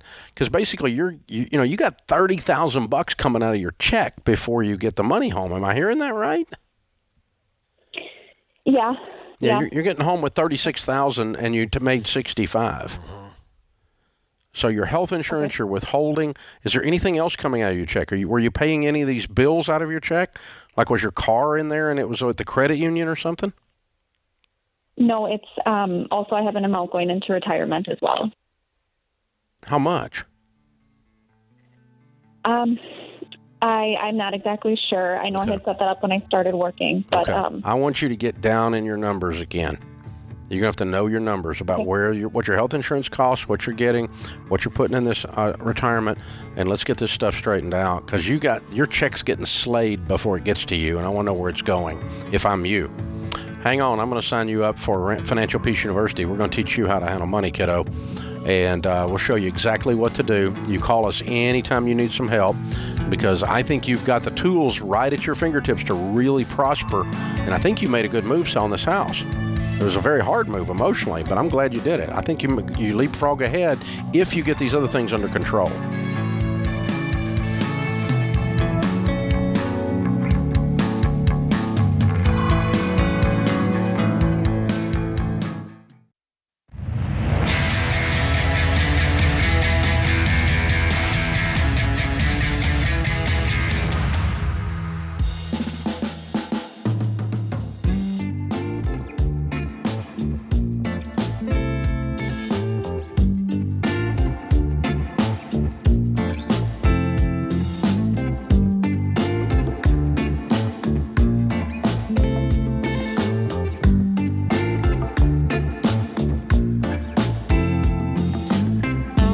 Guys, if you're wondering whether to buy or sell a home this year, we got some answers. You can expect the market to be similar to last year. Prices are still going up. They're not going down. You don't need to be sitting, I'm waiting on prices to come down. You're going to be waiting a long time, baby. They're not coming down. Okay? Prices are not coming down in real estate. You can just tell people, you heard Dave Ramsey say it right here. Prices in real estate are not coming down. Now, what we are going to see is the market's going to slow down. And we're going to quit having 10 buyers for every house that's for sale. And so it's going to soften, and the craziness out of these, every house that goes on the market's a freaking auction is going to go away. That's going to stop. This white hot market that we've had for the last 2 years is going to stop. But interest rates are going up. We're heading into a recession. It's going to slow down. It's not a catastrophe. It's not the end of the world. And if you're going to buy a house in a situation like this, this is a good time to buy a house. If you are ready to buy a house, if you're out of debt, you have your emergency fund, you have your down payment, I'm going to wait until the prices. Don't wait. Prices next year are going to be higher than they were this year, and the year after that, they're going to be higher than that. If you're ready to buy, now's the time to buy. And here's what's weird. If you're ready to sell, this is a great time to sell. You can't always say that. Mm-hmm. Usually one or the other, but you can't always say both. But right now, it's a unique market. It is a great time to sell, like that last lady that we just talked to. She got out while the getting's good. But, if you're going to – prices are up compared to 3 years ago, but you can't go back to 3 years ago if you're a buyer. You got to buy today. And they're not coming back down. So, hey, my Uncle Charlie just got his real estate license. Good God, this is your largest purchase ever. Your Uncle Charlie knows about this much more about real estate than you do. Get away from Uncle Charlie. He's sweet. We love Uncle Charlie. Don't buy a house from him. Buy a house from a pro that knows what the flip they're doing. List your most expensive asset that you have with somebody who sells 100 houses a year, not somebody who just got their license and is a friend of the family and used to cut hair 3 weeks ago. Jeez, people. Come on. Seriously. Uncle Charlie, poor guy. I mean, he's a lovable guy. We love Uncle Charlie, but he's not your real estate agent. No. RamseySolutions.com/agent. Get a high-octane, high-protein agent that's been vetted by us that gets the freaking job done. This is not amateur hour. You need somebody in your corner that knows what they're doing. Our question of the day comes from Blinds.com. They have a 100% satisfaction guarantee. That means even if you mismeasure, you pick the wrong color, they'll remake your blinds for free. Free samples, free shipping, new promos they run all the time. You'll save even more. Use the promo code Ramsey to get the best possible deal. Today's question comes from Tyler in South Carolina. I'm 20 years old and have been watching the show for some time. I'm wondering what the best way is to get into land development, real estate development. I'm currently trying to decide if I should go back to school and get a degree in either finance or construction management, but I also know that school is not always the way to be successful. Well, amen to that, Tyler, but I have to cede the balance of my time to the gentleman from Antioch to my left who's done real estate. Dave, does he need a degree? Would it help him if he wants to eventually get into land development or real estate development? I would question that. What do you say? I spent a little time with a developer the other day that is finishing up a $40 million residential development. Mm-hmm. He's got a degree in accounting. Mm-hmm. And he's very successful as a developer. There's a lot of moving parts and a lot of bureaucrats to deal with, called planning commission, called zoning, all these things, and city people that you work with if you're going to be a developer. And there's a bazillion numbers involved. So a degree in finance or construction management or accounting would be very helpful to do something that is as complicated as land development. Having said that, Tyler, I will tell you that the most risky category of all real estate investment is real estate development. More people go broke doing that than any other kind of real estate. The most risky. And if you want to really make sure you go broke, put a golf course on it. It'll make you go broke every time. The second guy that buys that, the one that always makes the money. Golf courses and ski slopes. The second guy who buys it out of bankruptcy are always the ones that make money. The first one just, turns his dream into a nightmare. So at 20 years old, you're not going to be a developer if you're smart. You're going to spend a lot of time studying your craft. You're going to be working for a developer. That's the key. You're going to spend. This is the type of industry that you need to spend 10 years in apprenticeship before you actually do a deal. Yeah, Okay. I would add that, Dave. If you believe in the degree there, it's going to give you some real knowledge. That's great. But I got to tell you, the School of Hard Knocks is also a wonderful school, and going to work for men and women who are winning in this field, where you can watch how they run the business, head on a swivel. So while you're going to school, I'd be working if you can. Work for a developer. Absolutely. Yeah. Even if it's summers and get breaks. a real estate license and sell the lots for them. I love that. Go to work for them. Get every angle from this side of things. Take the desk job where you work with the bureaucrats and help push the zoning through. Yep.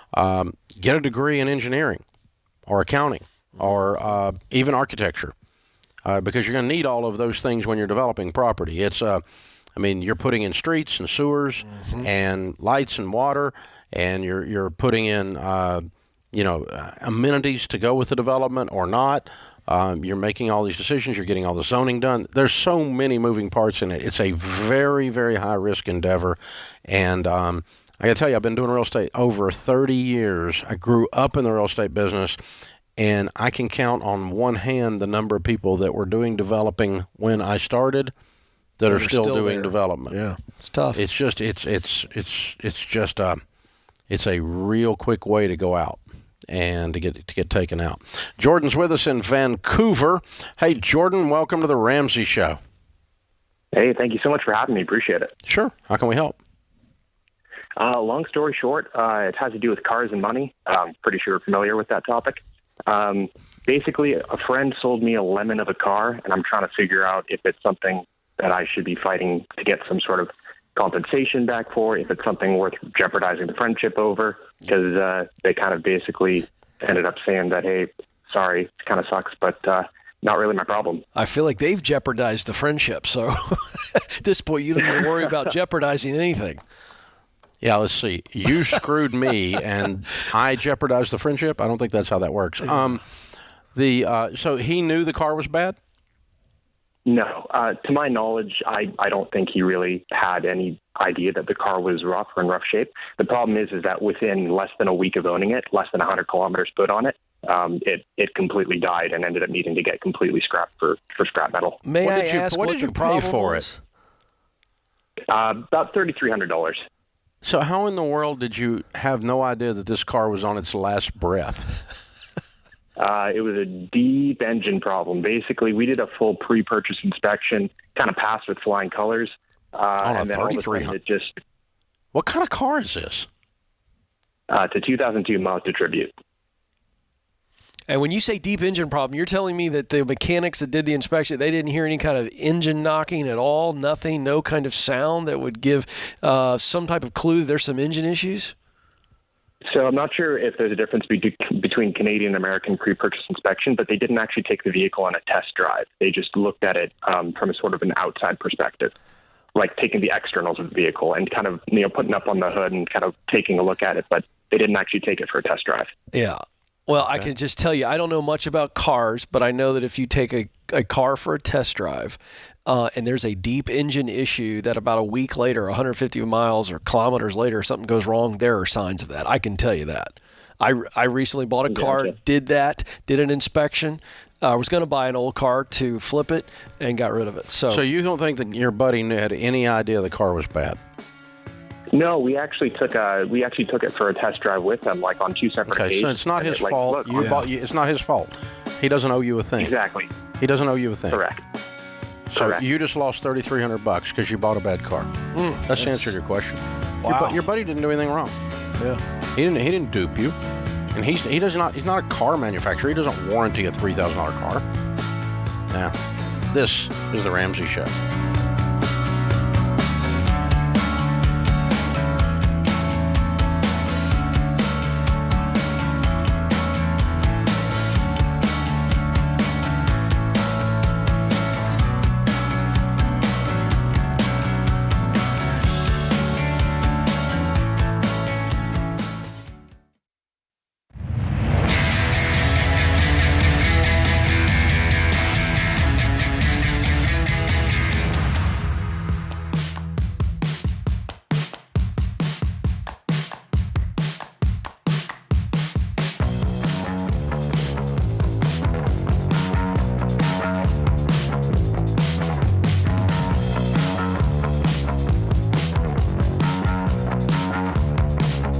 Ken Coleman, Ramsey personality, #1 best-selling author of the book From Paycheck to Purpose, is my co-host today. Tom and Jennifer are with us. They are in North Carolina. Hi, guys. How are you? I see you're debt-free. Congrats. Thank you very much. Hey, Dave. How are you? Better than we deserve, brother. How much did y'all pay off? $175,000, Dave. Cool. How long did this take? About 5 total years. 5 years. Okay. And your range of income during that time?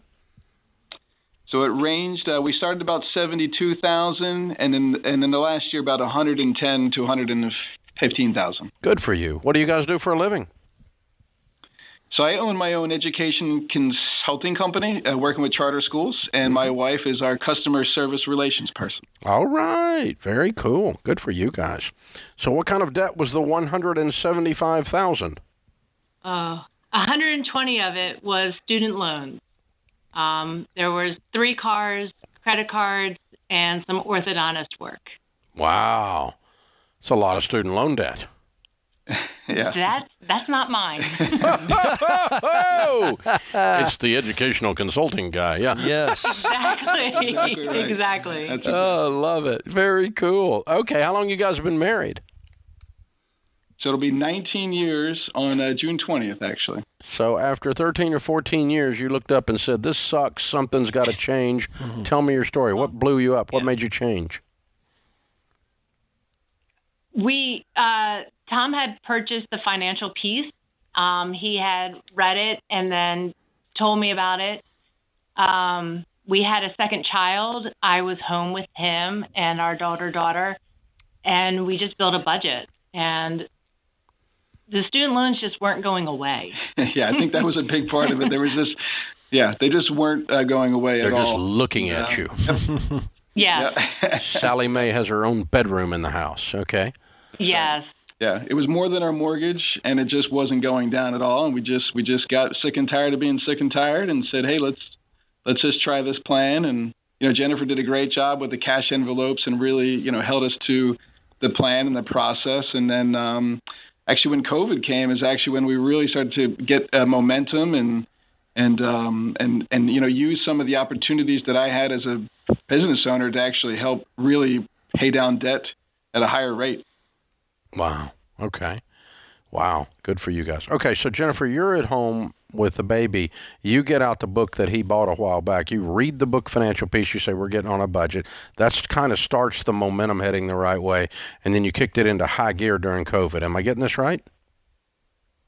That's about right. Yes. Okay. Yeah. We started to see some results after we were able to actually pay for a car. And thought, this is going to work, and we can do this. So paying off the little one first gave you a little hope.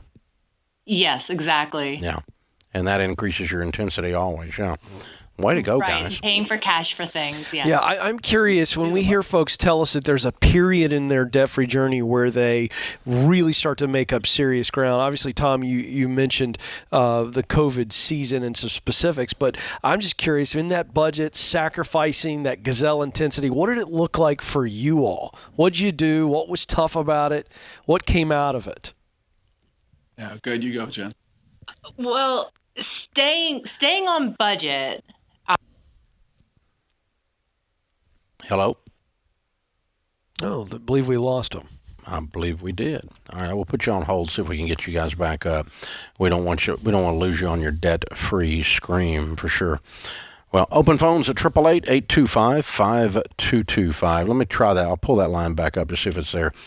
Tom and Jennifer, do you happen to be there? Hey guys, Tom and Jennifer? Yes, sir. Oh, you're back. Good. Okay. All right. We had here. some kind of electronic blip. We got lightning strikes happening all around us here in Tennessee. Okay. So Oh. Way to go, guys. So we thought we lost you, but you're back. So the what do you tell people the secret to getting out of debt is? You gotta trust the process. I mean, I think that's really the hardest part, Dave. Is just really staying focused. We made a budget. You got to stick to the plan. And, sometimes the hard part was when you had a debit card, like, nope, I don't have the cash on me. We're not going to use it. And just really, really seeing, the end. I think one thing was that I never thought myself as being debt-free of the student loans. It just wasn't even like a visual. But once we actually saw the end in line and saw the money that we had, coming in and could use it and how much the growth with the business had during COVID, like it got really intense fast. And we saw the end. So, that's just the key is seeing the vision. So your business did a lot better during COVID. Oh, yeah. We had our best years under COVID. This, evolution of the of our own actual plan in the business, and the profit increased, and we used the profit.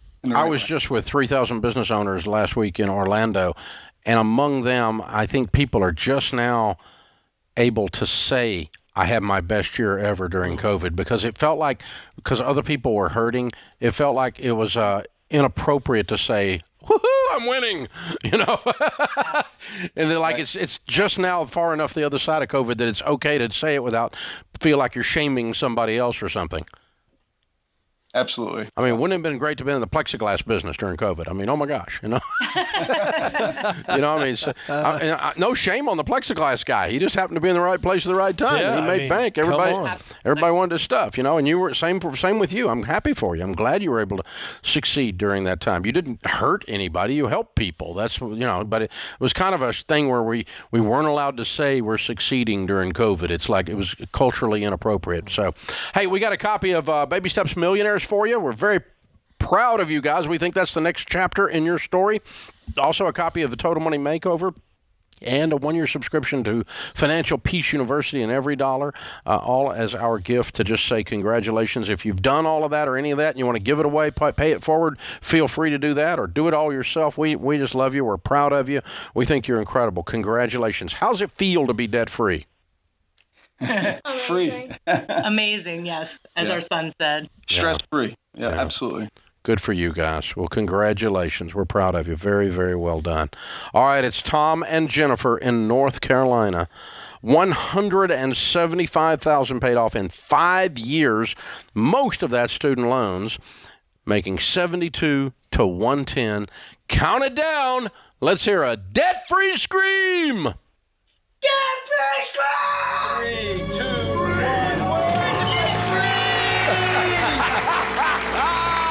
I think the young man got excited. I think we got a little harmony going. Yeah. Got a little harmony there.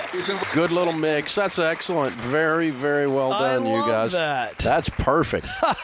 Good job, dude. The young man off the top ropes there. Yeah, right, he comes out of the corner. There's an atomic slam right there. That's excellent. Very well done. Well, he probably got his mom and dad back now. You know, we're debt-free. You know, they've been working their butts off, thinking about nothing else. Yeah. I thought it was amazing that when you asked them, how does it feel, both they weighed in, but then they said, they used the words of their son, who got enough of the journey to appreciate it. To say amazing. It's pretty incredible. Feels amazing. He's a teenager. And he's excited. It's hard to get teenagers excited about anything, except their cell phones. Food. Yeah. Food. That's awesome. Yeah. Hey, man, that's pretty incredible. Really that's is. a great story. I'm so proud of y'all. It's good stuff. So a lot of student loan debt paid off today in the debt-free screams that we've done on the air here. And, you know, well, Biden just paid off $5 billion worth of just forgave $5 billion worth of student loans. Did you see that headline last week? No, I missed it. Well, he did. It was all over the news. But only Biden didn't forgive $5 billion worth of student loans. There's $5 billion worth of student loans to a private college called Corinth College that went broke. And when a private college goes broke, the people who got the student loans and got ripped off by that college, all those loans are automatically forgiven.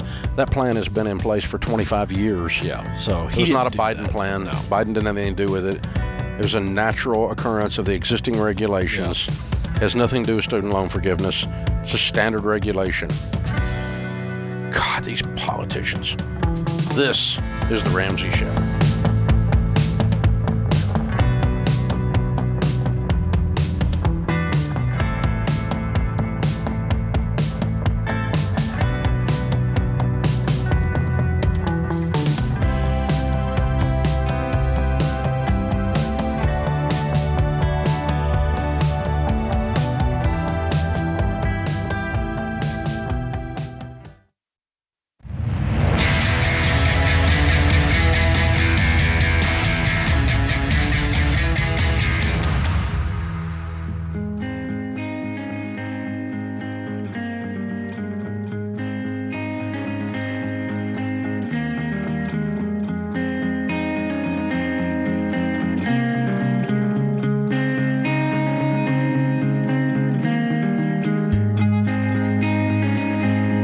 Our scripture of the day, 1 Peter 4:8. Above all, love each other deeply, because love covers over a multitude of sins.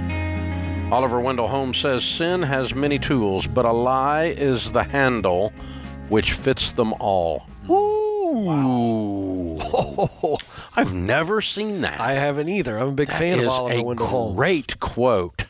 Sin has many tools, but a lie is the handle which fits them all. Yeah, brilliant metaphor there. I gotta chill. That's just, there's so much going on in that little quote. That's the Oliver Wendell Holmes. That's how you do that right there if you're him. Wow, amazing. Rebecca is in Detroit. Hey, Rebecca, welcome to the Ramsey Show. Hi, Dave. Hi, Ken. How are you guys? Good. Great. How can we help? Good. I just wanted to give you guys both a shout out. I have been such a big fan, Dave, growing up, listening to you, driving home with my dad in the car. From a young age, I've just been so impacted by your ministry. And then Ken, later on in my college years, I found you, and I've just been like a huge, huge fan. So thank you both for all that you guys have done, and thanks for taking my call. Sure. Thank you. How can we help? Yeah, so I'll give you a little bit of stats here, and then I'll kind of ask my question. But so I have been married for 2 years. My husband and I take home about $155,000 a year. Last month, we paid off the last student loan debt, so we are officially debt-free. Yay! How old are you? Yeah. So I am 28, and my husband is 29. Good. Way to go. Yes, thank you so much. Currently, we have about $60,000 in liquid cash, $100,000 in our 401k, and we net about $4,000 to $5,000 that we can put in savings. Mm-hmm. So my question to you guys is, my husband's mom unfortunately passed last year, and we're going to be inheriting about a third of her paid for home. So it's looking to be about $80,000 to $90,000 that we would be inheriting. And we're in the process of figuring out if we want to just pay cash outright and save for our first home, or if we, would take on a mortgage and, finance a portion of it as time goes on. But we're comfortable right now. We live in a 2-bedroom, 2-bath. But we're just trying to make the most wisest decision. We are renting right now. Okay. And so you've got $60,000 cash. Some of that's your emergency fund. How much do you think of that is your emergency fund? That's about $20,000, Dave. Okay, so $40,000 is available cash plus the $90,000 you're going to get from the house, right? That's correct. So $130,000. Correct. And then the one thing I just want to add, and I'd love to hear Ken's insight too, is I'm actually thinking about doing a career change down the road here with starting my own spa business for massages and facials. So we're just trying to figure out if it makes more sense for us to just wait, and save so that we can just pay cash for our first home, or, our income might change down the road. So we're just trying to make the best decision. Mm-hmm. I assume your income's going up down the road. Yeah. Why would you make a career change where your income went down? Oh, we were just considering down the road if we come to the decision when we want to have children, if I were to stay home and focus on growing, my business, it's just down the road if our income changes by one of us staying home. That's not a career change. That's you deciding to go home. Okay? A career change is you move into massage therapy. Yeah. So I would actually... You're wandering all over the place. You need to decide what you're going to do, and then that'll help you decide what you're going to do. Yeah, if you want to own your own massage therapy business or whatever, you can get that to a point and build that up to a point to where you can go home and run the business, be the founder, CEO, and have people replace you. It gives you a lot of options, but you don't need to be too worried about that as it relates to this question about buying a house. Yeah. That's kind of down the road. The only question is this: do you want to buy a house with $130,000 down now, or do you want to wait and save up the entire amount? That's the only question. All the career crap you decide later.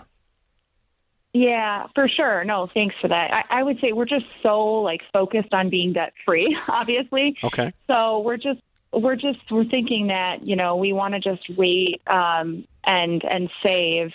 Okay. And so wait and save. Just purchase. Yeah. So what is the target? What are we saving? How much is the purchase price of the house that you're going to pay cash for? Yeah, I mean, it probably would be between 220, 250. So we would want to. So you got 130. So you need another 100,000. Right. So how fast are we going to have another 100,000 making 155 with no payments? Pretty fast. 2 years. I hope. We're gonna 2 years. Yeah. Do it. 2 years. Yeah. You're going to be 30, and you're going to pay cash for a $230,000 house. You got 2 years. Yeah. Budget it. Do it. Lay it out as a goal. Break it down. Attack it. I love it. And you're comfortable. It's not like your life is uncomfortable. You're comfortable. Absolutely do it. You're going to pay cash for a $250,000 house when you turn 30 years old. And your mom helped you with a little bit of that, or his mom helped you with a little bit of that. And that's honoring to her. Mm-hmm. It's honoring to her memory. It's very cool. Yes, do all of that. And then decide what you're going to do with a massage therapist staying home with a kid that's not even here yet. So, you can't... we don't plan... when you plan a career change, you plan it to make more money or make as much money unless you're just simply going to quit and go home. Right? That's right. And even then you plan, can we live on his income then? That's right. And have our dreams come true. So what's happening here is, Dave, is we hear this a lot, is that people are following the baby steps, which is the best plan for financial wealth. And what happens, though, is you start to go, wait a second, do I keep following the financial plan, but what about my professional decision? No, the financial plan works in lockstep with any decision that you would make, but you stay on the financial plan. So in this case, you focus completely on what is the best financial decision that we want to make. If they want to buy a house, cash, then do that. And that doesn't change what you might want to do down the line. You make your career and professional decisions within the context of financial peace. And by the way, it always works out better. Our financial goals. That's right. So you make X today with your current career, and you need to start doing massage therapy and building the business on the side hustle. That's correct. That will add money to your house fund while you're building this other business up. And then when it gets big enough that the step is not a very big step, you take the step. That's right. To doing it full time, or you adjust the way you do the business so you can stay home and manage the business from home with the new kiddo, which is what you said earlier. That was a brilliant insight. Well, it's what we do with Entree Leadership. Entree Leadership is why we help people go from entrepreneur, and then they begin to have to hire, and so they got to now grow the business, and that's what we do over there. And so if you're going to start something, I want you to start something and keep it, and take that season to be a stay-at-home mom. But by the way, you're a founder and a CEO, and you've got a great team in place, and so that you have the option that when the kid goes to middle school or whatever that looks like, you have the option to continue to go back into that role and keep that business as a vibrant organism that continues to spin off wealth, because we're debt-free in every other area of our life. Yeah. That's what we want you to do, ideally. Don't give up the business necessarily unless you're going, it's not a passion play. So here's the play, though. Here's what I want folks to hear out of the essence of underlying on this call. There's two things that are mythology. If I do what I love, I make less. Correct. If I do good work that's a spiritual calling, I make less. Both of those are mythology. Yep. If I transition to being self-employed, I make less. Also mythology, assuming you choose to do those steps properly following the Ken Coleman method. And then you're going to be there. That puts this hour of the Ramsey Show in the books. Thanks to Austin, Ben, Zach, Andrew, and James in the booth. I am Dave Ramsey, your host. We'll be back with you before you know it. In the meantime, remember, there's ultimately only one way to financial peace, and that's to walk daily with the Prince of Peace, Christ Jesus. Hey folks, Ken Coleman here. Did you know The Ramsey Show is one of the most popular podcasts in the world? Get your daily dose of advice on life and money. Check out all of our shows from the Ramsey Network wherever you listen to podcasts.